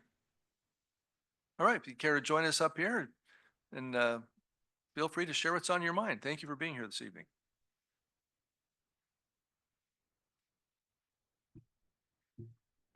As you know, my name is Edward Villa. I know Jim over there pretty good for the soccer situations that we've had on at Portrait Park. But anyways, the reason why I'm here is to talk about the skateboard park and why it's taking so long to get this approved. If you really look at it, where do our kids go these days to do anything, to have any recreation? If you kind of remember back maybe 50 years, we had an ice skating rink here. We had a bowling alley here, and we had a bookstore, and all of them were always used, and now they're gone. So what happens next? Well, you do have the teen center. What about the older kids or the younger kids? I have raised 5 boys that all became skaters. 2 of them became professional skaters, and which I don't have to buy shoes anymore because he's still getting royalties. But all these guys learned by going to skate parks. I've been to a lot of skate parks throughout the nation, and especially in Colorado. And when you talk about little kids' place to skate and combination of vert and street, this particular design that we have going is going to address that issue. What I've seen in the past at these skateboard parks is that these skaters all help each other out. They take care of the park. If there's an issue, they take care of the issue themselves. I have never seen any graffiti in any of these parks, and that includes in Colorado. I haven't seen any in Moore Park. I don't know about Oxnard. I've been there a few times. I've never seen it. So these parks are kept up by the skaters themselves. They all they work real hard to be part of the community and to train the new kids coming up. And that's how my kids learned, is by going to skate parks and then teaching young ones. One of my kids that's not here today, he used to go to the skate park. He was a professional skate park. His name was Van Wastel. And he would help out every little kid by giving them skateboards, wheels. And that's what you see when you have a skate park like this. And again, why does it take so long to have this finally approved? I guess it's the process to convince people that is there going to be more crime than there was before? Well, when we had, I don't know if you remember where Albertson's shopping center is. It was called Kimber Jumps, and that's where kids learned how to jump with their bicycles. They used to have paintball in there, paintball fights, and a lot of them would camp out there. And now that's gone. And then, so what do we do with these kids that have nothing to do? Well, if you want to find a safe place for your children to go to, skate park is where you want to go. And this company is going to build a really good one. That's about all I got to say. I thank you for letting me uh, air my thing. But I will tell you that these skaters will take care of these kids. Real quick, when I about 15 years ago, when one of my kids brought his skateboard team back to the house the day before Easter, and so all these guys have got tattoos all over them and all that stuff, and they slept on every space in my house that they could find. What I did notice is that they're very polite. They didn't leave trash around. And on Easter Sunday, they actually all hunted Easter eggs with their basket. Now, these are guys that are in their 18s and 20-year-olds. So they're human. They do help these new kids that are coming up. And I think it'll be a valuable asset for our community. And thanks again. Thank you for sharing, Edward. Appreciate it. Okay, next we have Eddie Villa.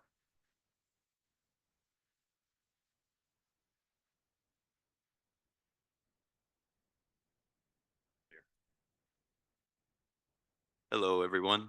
I was a part of the original skate park on the basketball courts at Borchard that Kurt was talking about back in 1997 and 1998. It was a lot of fun.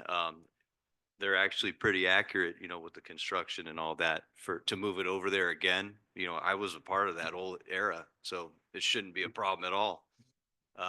I was actually one of the first ones, and when they started breaking ground in the fall of 2000, when I was 19 years old, I bought a disposable camera and I took pictures from, I think, November to December of 2000, all the way up until I think it was March of 2001 when that park opened. And yeah, we enjoyed it. We couldn't wait to get a park. I reviewed the plans, obviously, through the park and what it's going to look like. And, Director Buss, to answer your question, I mean, I've been skateboarding since the 80s and I'm a year older than you. I'm 44. This park actually has something for everybody. And I looked at this with like a fine tooth comb. It's got everything. And I haven't been skating that much because, life happens in career and all that. But I will assure you, if this park gets built, I will get back on my board because it's everything that should have happened in the beginning that we all wanted, and I remember calling in the meeting that was going on in 1999, if you guys can remember when they had the meeting for the first park. I was at work and they said, call in. And I called in and I put my 2 cents, which didn't happen, but, because I wanted something for everybody and that's how it should be, you know. And I caught a little wind of, some residents around might be concerned, about having the skate park open at night with lights, and that whole thing. And I caught wind of that. And I've been to almost every skate park in the 805, in the last 25 years. I mean, when Oxnard Skate Park opened in 2004, I was there. I was 23 years old. They have lights. And it's the same as the Ojai Skate Park, which is even older, which I think opened in 2000. It reopened in 2000 as a cement park, which back before that it was like a wooden park in a parking lot. And they have lights as well. And all I can tell you guys, if there's any concern from the residents who are thinking that there's going to be bad things that are going to happen with the lights on and all that stuff at night, I can tell you that years and years, and this is just me being out there, and this is from doing it and being there. I'm speaking of it. And if there's anything, I would say that if there was a problem like that, Oxnard Park would have shut their lights off, and so would have Ojai by now. And those parks have been open for almost a lifetime, especially Ojai has been open for 25 years. And, Oxnard 20, going on 21 years. So, I think it's a great thing and I really think it should happen. That's all I got to say. Thank you. Thank you. Eddie, I'm looking forward to your book on the life of skate parks in Ventura County. So, all right, next we have Martin Akva.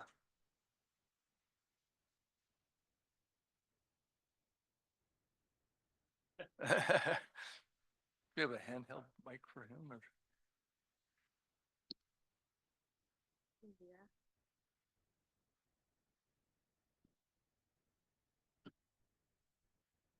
There we go. We'll get this figured out. All right.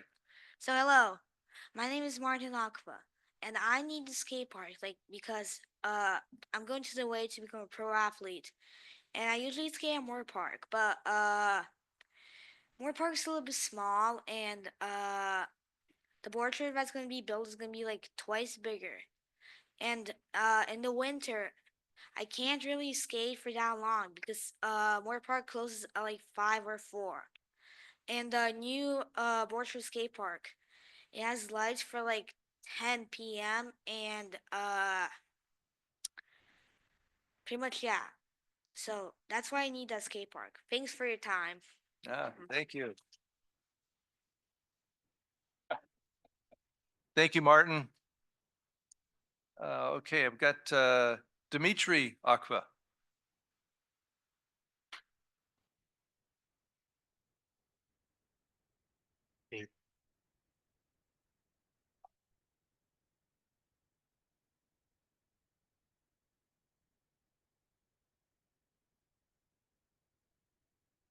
Oh, I shut the mic off.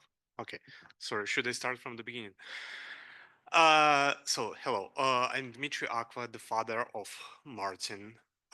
So let me tell probably the brief story about like who is Martin, like what he's doing and like what's his dreams and like why he'd like also to get a new skate park in that area.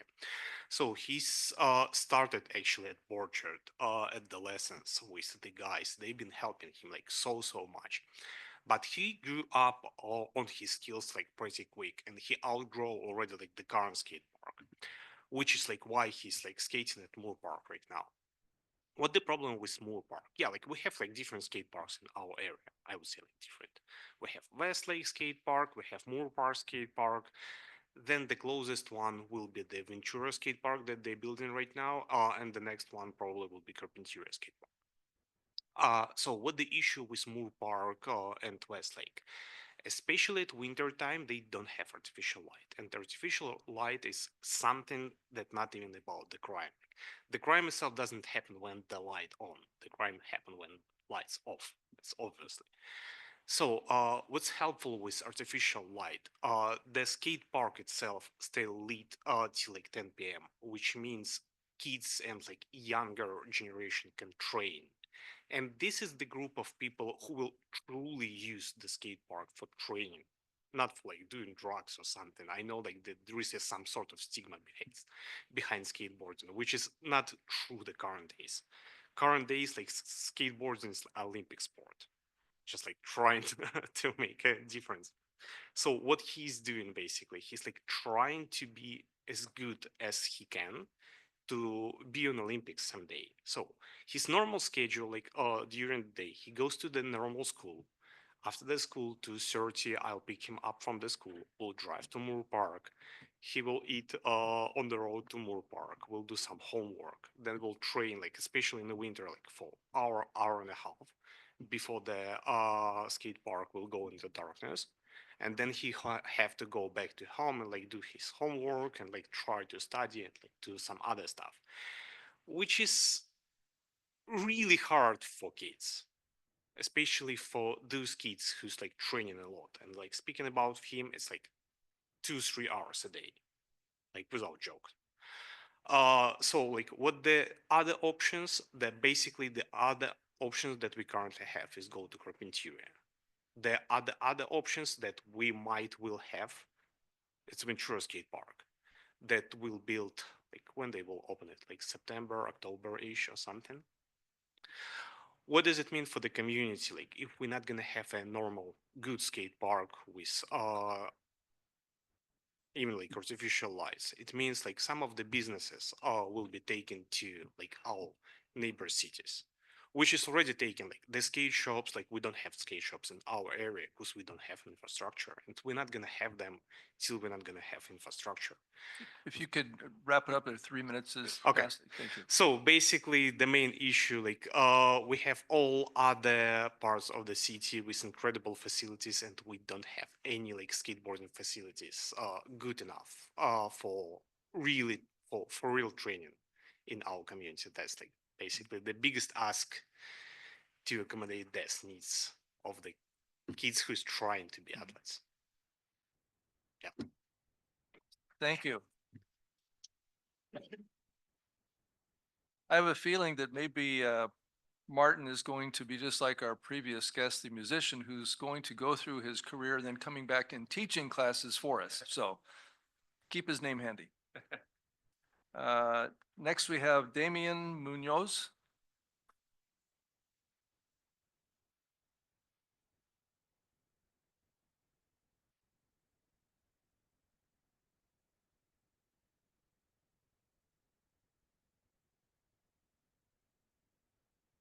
So We're good. We can hear you. Thank you. I'm a skateboarder from the TO area, and I really like this park because it's not often that you see parks designed for other people with visually impaired and physically disabled, because those are rare, and I would like more of those because it brings the community together and see like that we're not boring. And the lighting would be beneficial because most of the skaters that I've met have liked late night skateboarding, so the lights would like keep the park open for longer, which will be cooler, and you can have more skateboarding sessions that are longer and like just more fun. And yeah. Thanks, David. I do have a question for you. Do you skate in this wheelchair that you're using tonight? Yes. It looks like it's capable of that, and you look very capable as well. Do you have multiple wheelchairs for things like this? Not really, but Because I didn't know if there's like a sport version that for you to do tricks on or things like that, which, yeah. It's called WCMX, which stands for wheelchair motocross. okay, It's just like it's BMX on a wheelchair. That's what most people think. okay. And And, okay, will we be able to see you somewhere doing this? yes, at Okay. this park that they're currently building. Okay. That is awesome. Okay. Right. That's fantastic. Well, thank you for sharing. And from what I understand, this will be a completely accessible park. And I'm looking forward to seeing you out there. So you can show me your stuff. I will. All right. Thank you.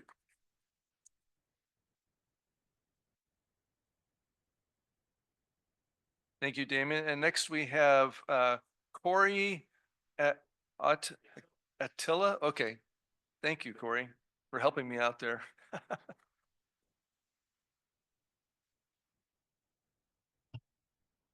My name is Corey. I grew up in the Conejo Valley. I've been resident here for 46 years, so I'm in the 40s. Ah. And There's a I theme was here. a skater, but I was skating down roadways, asphalt, hitting rocks, jumping off, that kind of stuff. So I didn't do a lot of tricks and half pipes and stuff like that. So I'm a Generation X. I have just two Generation Alphas that are both. My youngest one is just starting to skate this year, so he just got on the board and took off. And my older one's been skateboarding since he's been about 4 or 5 years old now, so he's doing pretty good. He just learned how to do I think they call it the toilet bowl. It goes around the half pipe. Um, really, I've been at the skate park a number of times with both boys, and I've been there a couple times where no one's there, and then high school gets out, and a bunch of high schoolers come over, and I'm like, oh boy, here we go. But what is really cool is Jake's my son trying to do something, and he's trying to do a trick, and the high schoolers come over and they help him. It's really a sense of community. And we have a lot of sports and a lot of things in the Conejo Valley. We have mountain biking, we have basketball, soccer, um, swimming, and this is just another sport that gives it's another venue for another sport to occur. And just want to say that I really appreciate. I was also part of the original focus group in 2019, and gave a lot of comments and suggestions as from an architect's perspective. And I understand the time frame it takes to get through California and all the regulation and CEQA and so forth. So it's nice to see that this is moving forward. Thank you. Thank you. Thank you very much. And next we have Jake Attila.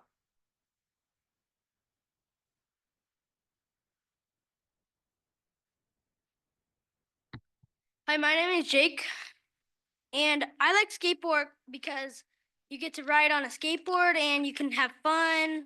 Sometimes you get tripped, and who cares?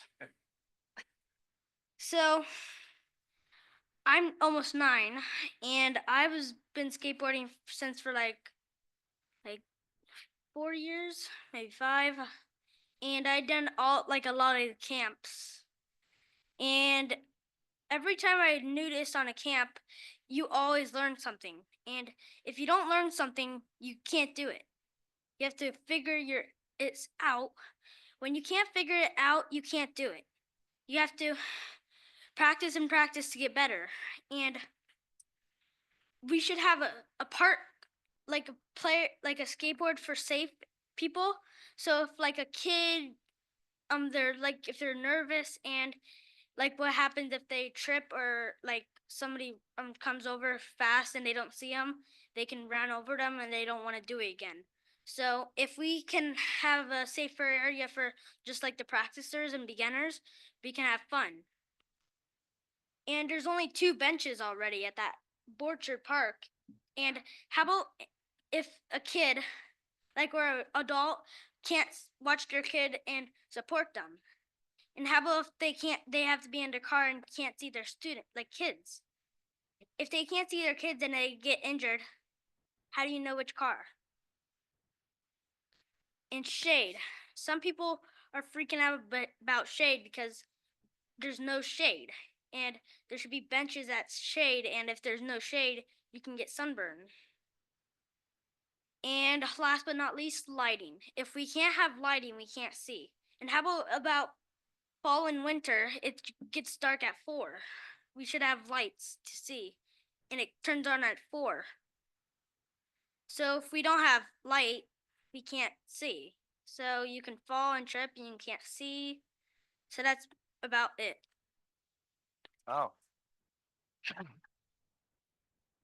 Thank you, Jake. I think, Kurt, you also need to advertise that skateboarders are excellent public speakers and very self-confident. Yes, I mean, all 3 of these, all 3 of these young men have done very well for the skateboard community. So thank you all for sharing, parents and skateboarders alike. Appreciate the input. I know our staff have been taking notes, but as you can see, we're all of us are prepared here with the information we've given.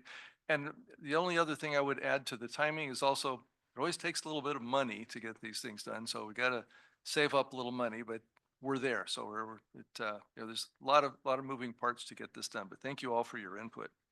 So board, any questions or comments, either any of our speakers, I've sat down already, but or the staff? And if not, I'm prepared to take a motion. Yes, Director Heffer. Yes, I'd like to move approval of the staff recommendations. 1, to approve the Borchard Community Park Skate Park Replacement Project. 2, to appropriate 2.1 million from the capital fund unassigned fund balance to the Borchard Community Park Skate Park Replacement Fund. And 3, to authorize the general manager to enter into a contract with California Skate Parks in the amount of 4 million plus for the construction of the Borchard Community Park Skate Park Replacement Project. I'll second it. Thank you. We have a motion and a second. No further comments. All those in favor say aye. Aye. Any opposed? Okay, that passes. So stay tuned. Be paying attention for your part. Thank you all for being here. And again, for several of you, thank you for being involved in this entire process. It wasn't just tonight. So thank you for your participation and being an active community member. Okay, that finishes up item 9A. So if the Madam Clerk, if you would introduce item 9B for us, please. Yes, item 9B, revised purchasing policy. Determine Landscape Structures, Inc. as a standardized outdoor fitness and play equipment supplier. Determine Play World as a standardized outdoor fitness and play equipment supplier. Determine USA Shade as a standardized fabric shade structure supplier. Determine Musco Sports Lighting as a standardized sports field lighting supplier. Thank you very much. And Director Mooney, if you want to give us a quick review of this? Thank you, Chair Nichols, members of the board. So the proposed revised purchasing policy updates and codifies our purchasing and bidding procedures. So the last time we updated this purchasing policy was in 2021. And that was determining the 4 standardized equipment material suppliers. But we are looking at a notable change due to purchasing levels. So taking a look at it, we're looking at those standardized items, but the more major change of the policy would be taking a look at department directors and general manager authority, as well as bids for board award for purchases. And we look at public contracting code. And if you look at page 38, we follow those standards. And at the top of page 38 has a table there. So on the left side, it has the group or individual for approval and the current level. In the column next to that, column to the right of that is the proposed. And so we would be proposing increasing limits for all 3 levels. So basically department directors would be going from 5 to 10. General manager would be going up to 60 to up to 75. And then board of directors would be from over 60 now to over 75,000. And then it would, for another change that's incorporated into the policy, is raising the limits for informal bid procedures. So that's currently it's at 60 to 200. And so per the current standard with public contracting code, it would change that from 75 to 220. And so I know I just threw a bunch of stuff at you guys, but if you look at page 44, there's the letter, which is from the state controller's office, which is allowing this change to become effective in January 1. So basically, we're just following suit with other agencies, what they allow through the state. And so we want to update our policy based on ability to change those limits. From a day-to-day operation standpoint, Jim, anything over 5,000, Jim would have to approve. And so this, and again, kind of a general note is everything would be under board authority and budget that has been approved by the board and proposed from staff and approved by the board. And so it would be a factor of just trying to streamline it. Same thing with moving the general manager's spending authority up to 75. We haven't updated it since 2019. Costs have changed, operations have changed. So it really just kind of frees up to us to be able to get more work done. Again, we're not adding more money to the budget without board authority or anything. It's just providing us a framework to be able to get more work done, basically. So that is the cost changes. And there is attached to your report, we do have a matrix. So if you go to the 11 by 17s in your report, which is just after page 62, there's a strike through revised copy is the first sheet. And so that breaks down everything that I just said. So really just shifting those limits. And again, the intent is to follow what the state is allowing. And the purpose of that is to be able to have more ability to kind of move work forward and provide product to the community. And then the second sheet is the clean copy of that matrix. And then also as part of the board report, we do have a strike through of the policy itself, and that starts on page 45. And you can see everything was updated. It was division administrators before. As you're aware, we changed the title to department directors, so that was updated quite a bit throughout the document. and then really just the cost changes as outlined in the report and the matrix that I mentioned. And then kind of the minor change is going to the standardized equipment. So in 2021, we added that to the policy. And basically the intent of it is when we have specialty projects and we work really closely, such as like the skate park, we have USA Shade product incorporated in that project, which is the shade fabric shade structures, as well as Musco, which is our sports lighting supplier. And those have been informal standards prior to 2021. We formalized it with board approval. So when we do bid a project and work with a design team or a contractor, we can note that as a special condition. So again, trying to control what products we have. And the reasoning behind that is we have 40 plus playgrounds. If I had 40 plus suppliers of playgrounds, then Eric and Eric's team would be calling all kinds of different manufacturers to get parts.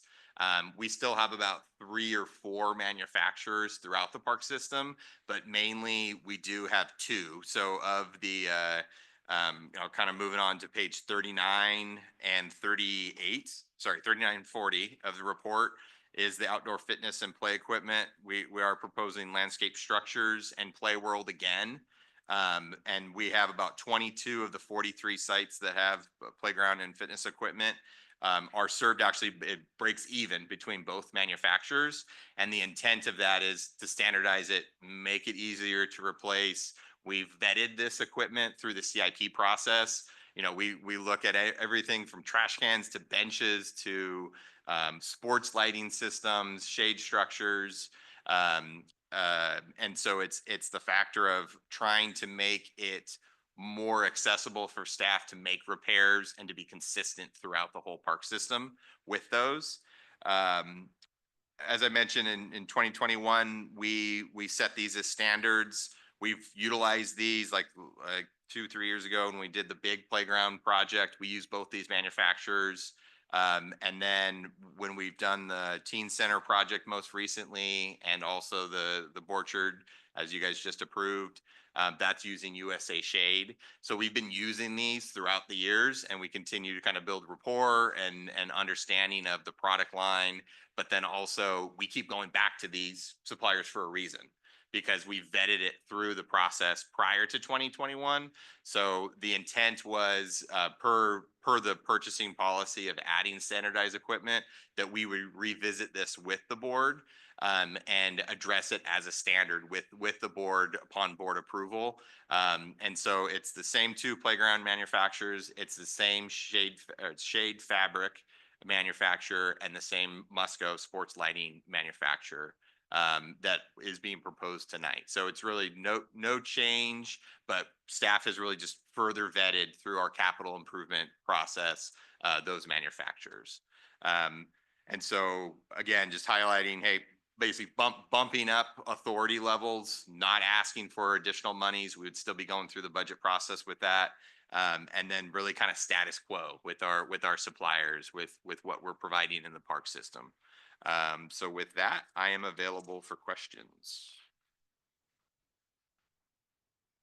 Thank you for the review and for the report and the spreadsheets and lots of information here and interesting changes. So questions of staff from the board? Yes, Director Buss? I have a comment that I really wish I would have thought out my career more carefully and been a playground designer. Like, how amazing is this job? Right? I mean, these are adults doing this, not children. It's awesome. Yeah. I do it still, so it is awesome. You design the actual structures too? Like, or you just get to pick them out and then like put it together? I shop, but I'll draw something and say, build it. Really? Yeah.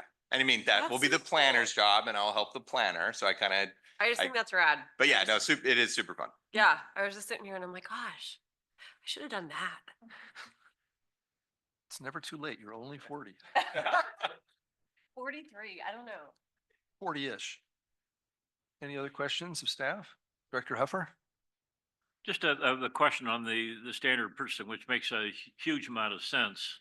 But if I'm understanding this, you do come back to us every 4 years, because it's certainly possible in 2 or 3 or 4 years that somebody beats out Musco as the best sports lighting company, or somebody beats out the shade structure company. So this isn't a one and done. We will continue to review this every 4 years. Correct. Yeah. So there's multiple layers to it. This does not designate only these manufacturers for any of those products.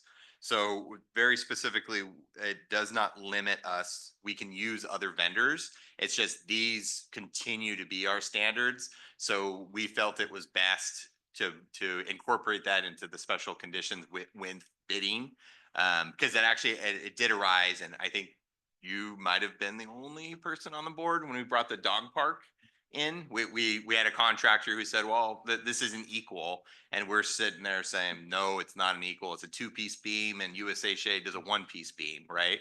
And so it's definitely, it creates clarity, but then also we can look at other products. We can evolve what we're doing in the parks. And like even like Thousand Oaks Playground, we use landscape structures, but then we did use another surfacing component for like the anthill feature. And so there's another opportunity for a design that are really fun to do, that we can do that, right? So that way it kind of opens us up, but it does not limit us strictly to using one vendor. And then even like through the bidding process, we would still be bringing that back to the board and going through that approval process as well. Okay, thank you. Any other questions? If not, I don't have any questions myself. Read through, so it's pretty straightforward. I'll make a recommendation that we adopt number 1, adopt the attached revised purchasing policy. Number 2, determine Landscape Structures, Inc. as standardized outdoor fitness and play equipment supplier. Number 3, determine Playworld as standardized outdoor fitness and play equipment supplier. Number 4, determine US Shade as standardized fabric shade structure supplier. And number 5, determine Musco Sports Lighting as standardized sport field lighting supplier. Thank you very much. Do we have a second to I'll that? second that. All right, Director Cuthbert. All right, all those in favor say aye. Aye. Aye. Any opposed? All right, that moves forward 5-0. Thank you for the input. All right, Madam Clerk, item 9C, please. Yes, 9C, appointments to the Global Senior Center Commission. Okay, and Mr. Dewar, I see your name is even on this one, so you've got it. I got this one. Thank you, Chair Nichols, members of the board.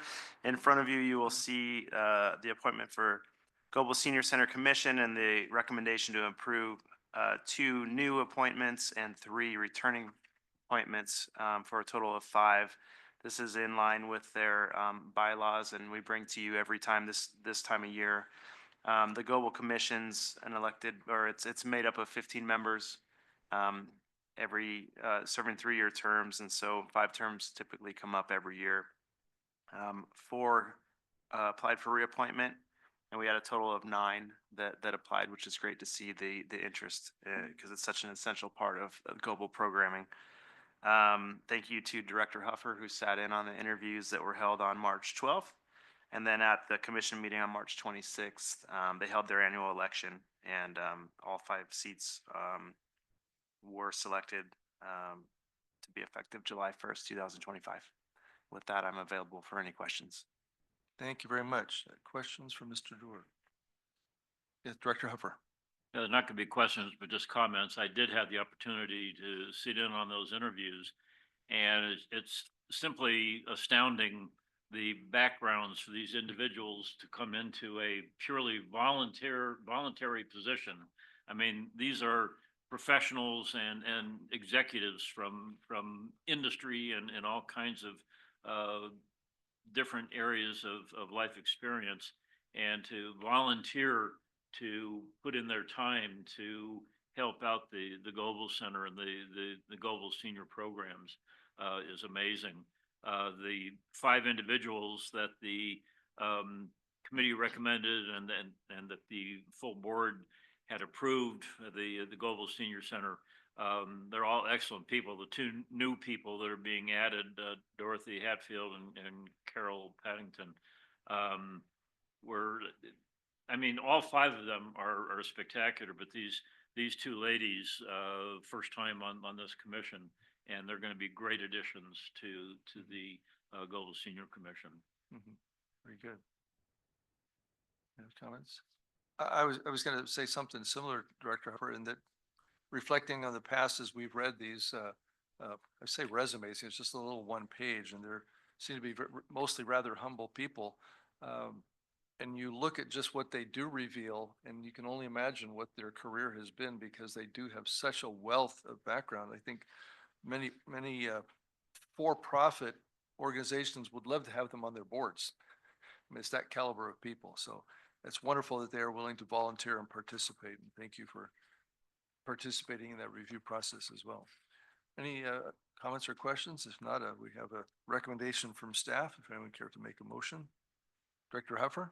Yes, I'd like to move the recommendation to approve the appointments of Dorothy Hatfield and Carol Partington and the reappointments of Amelia Ammons, Karen Ice, and Mary Martinich to the Global Senior Center Commission.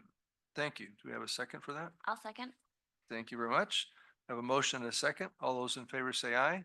Aye. Any opposed? All right, that carries 5-0. Thank you very much. All right, that completes our new items. Next is reports and announcements. We do have some information in our packets for that. Any questions or comments of staff on either of those? Okay, we'll move on to department reports. 11A Parks Division Report. Director Mooney? No report, but I'm available for questioning. Okay, any questions? Yes, Director Huffer? Not a comment, or not a question, but a comment. I did have an opportunity to speak several times with Patrick, and seems like he's going to be a great addition to your staff. And he was really instrumental in getting the water back up and running over at the Conejo Creek South meeting room when we really needed it. So please pass along thanks from all the volunteers in the tax program. Sounds like you folks have had challenges over there with Yeah. lack of water and lack of power. Internet, plumbing, It- What's going on over there? Yeah, they still come back for more. Thank you. Thank you for doing that, by the way, Director Huffer. All right, Recreation Division report, Mr. Doer. I don't have a report either, but also I'm available for any questions. Okay, thank you. Any questions? All right, seeing none, we'll let you take that portion off your schedule. All right, item C, Management Services Division report, Ms. Smith. No report, but available for questions. Wow, okay. No reports and not a whole lot of questions either, so, I know. okay. All right, General Manager's report. Sorry, I have stuff. So your staff, CRPD staff and Costco staff are participating in a group that I think is spearheaded by the Conservancy. Are they the convener of the group? The Regional Forest and Fire Capacity Group?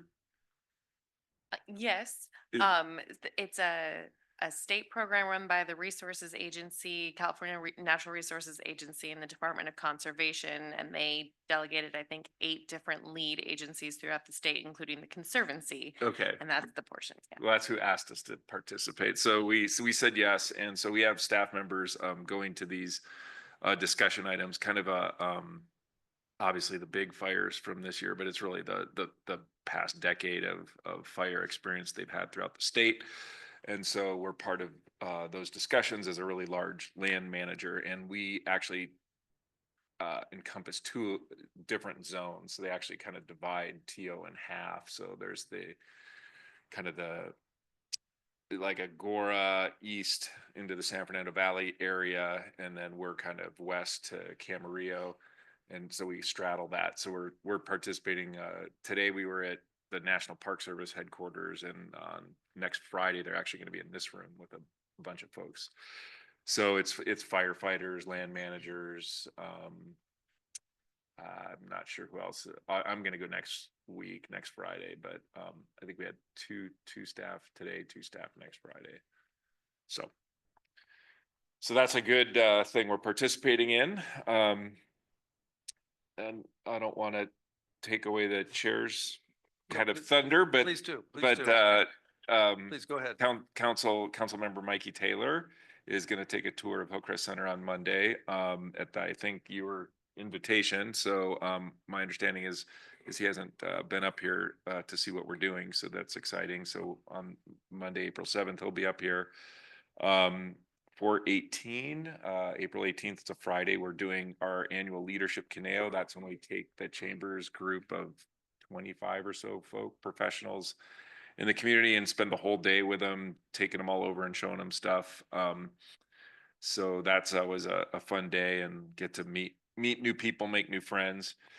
And then I listening to some of the comments tonight, how well the teen center is doing in that presentation, and thinking about the excellent job our staff certainly do to give it the heart of what it is, and help the teen population, and kind of talking about how we're kind of a unique unicorn in that regard, because no one else can afford such an awesome facility.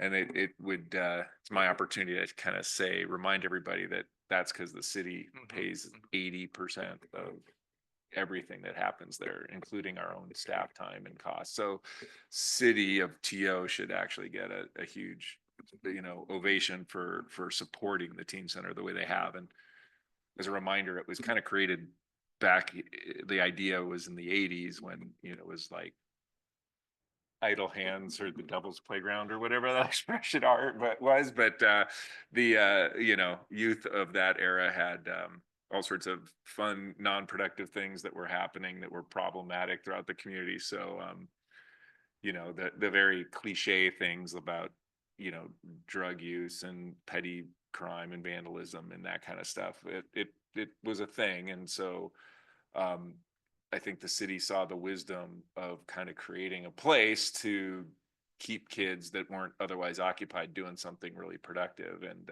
it's just been a screaming success for the last, whatever the math is, 40 years now. So again, thanks to the city for their longstanding support of that program, and our staff for giving it the heart.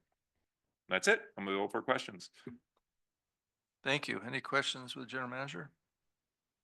Okay, all right, we'll move on. Director's reports. I'm gonna move to my left to Director Huffer. Any reports, follow-ups for us? Well, obviously, we're finishing up with the tax program, so that'll be done in a week and a half, which would be nice. But I think we're going to set a record for the number of returns and clients that we've been taking care of this year. So despite the internet and plumbing and other issues going on over there, the only other park-related activity, I had the opportunity to attend the Ventura County Special District Association meeting and the inaugural meeting for the new president of the organization.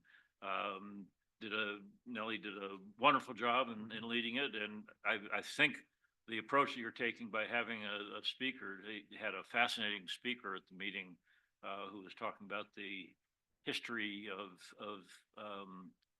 the sort of history of special districts, among other things in the community, and the point that the first special district in our community resulted in a murder. So that was pretty cool. So anyway, Nellie, you did a great job as president. Looking forward to continuing the success of the organization.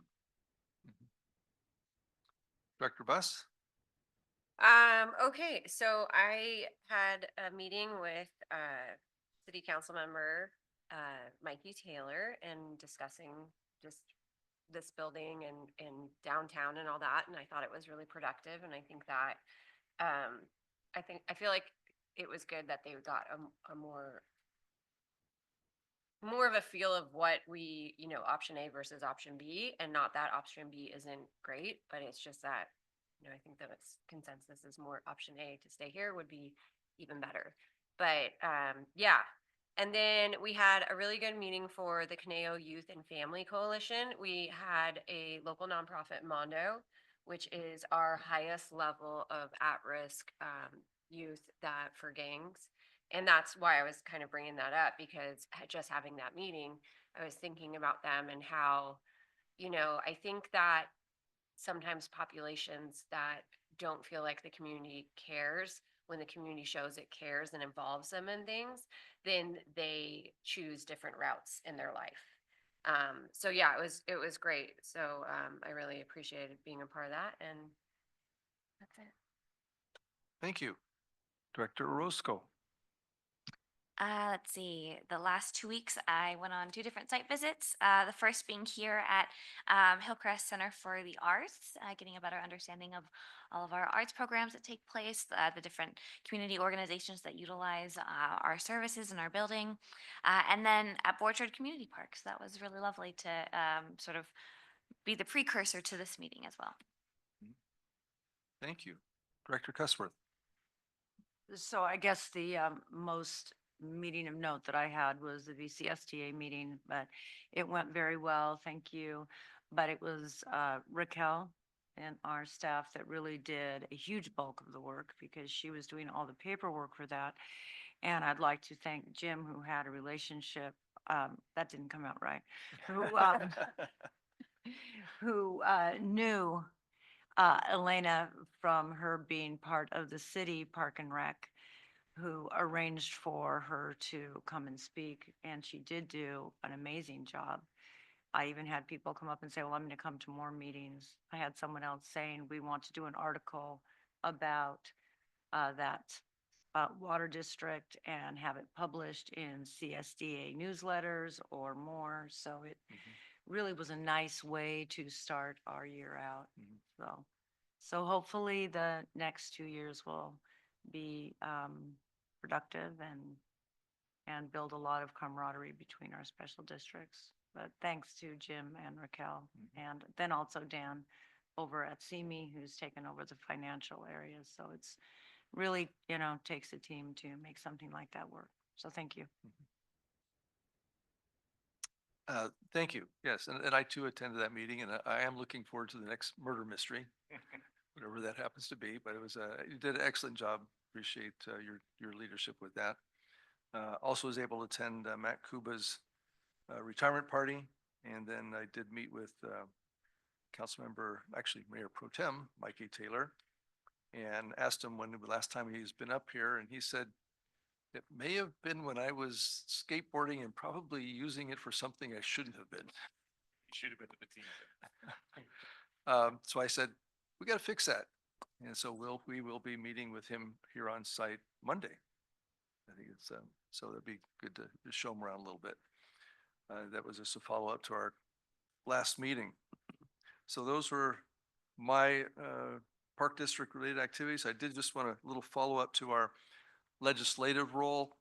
Made some mention of this before, but Senator Stern has agreed to be the author of a bill that the CARPD is sponsoring. I don't have the number. I don't know that it really matters, but in essence, it's a cleanup bill. That's what I'm calling it. I know they have technical terms for these things. I don't know all of them, but it was a bill that was passed last term. It had to do with emergency facilities, and they're trying to define, or we're trying to better define what those are so that parks could be included in that, because we have so many community centers that are involved with emergencies that are parks, like our soccer fields are used as staging areas for the fire department when it's time. And so we're trying to build out the fact that parks and special districts play a key role when it comes to emergencies. And it's not just, the police and fire districts. And so he has agreed to move that forward. And so we've been gathering lots of information thanks to General Manager and the team. I'm on the committee that's trying to gather information. Of course, all I do is say, can you please help? And they do a great job of pulling information together. So thank you to you and your staff for helping with that. And we'll follow that and see how it goes. I have a question on that. Yes. Is that so that then we could get like grant money to support those things? Is that what the idea is behind it? It's probably twofold.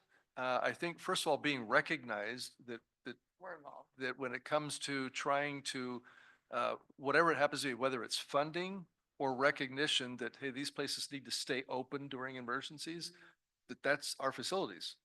But also, yeah, if there's any funding, like, hey, all emergency facilities need a generator. It's like, okay, we're there. You have something to add to that? Yeah, this particular bill, one of the things that happened in the last session is that all impact fees got, there's a legislation that to encourage housing. So for housing development, impact fees can be deferred, payment of them can be deferred to certificate of occupancy rather than pulling building permit. So that's the new kind of rule, but they it exempted emergency services. So things that are being built for emergencies are exempted from that. So if we were added back in, parks, because they have that emergency sort of support service, would be considered eligible to get the fees when we currently get them, which is at building permit versus the C of O stage. Yeah, thanks for that addition too, yes. Okay, move on to item 12, requests for status reports and items for subsequent agendas. Are there any? Okay, we'll move to 13, items from the public. Do we have anyone online by chance? Okay, thank you very much. With emphasis.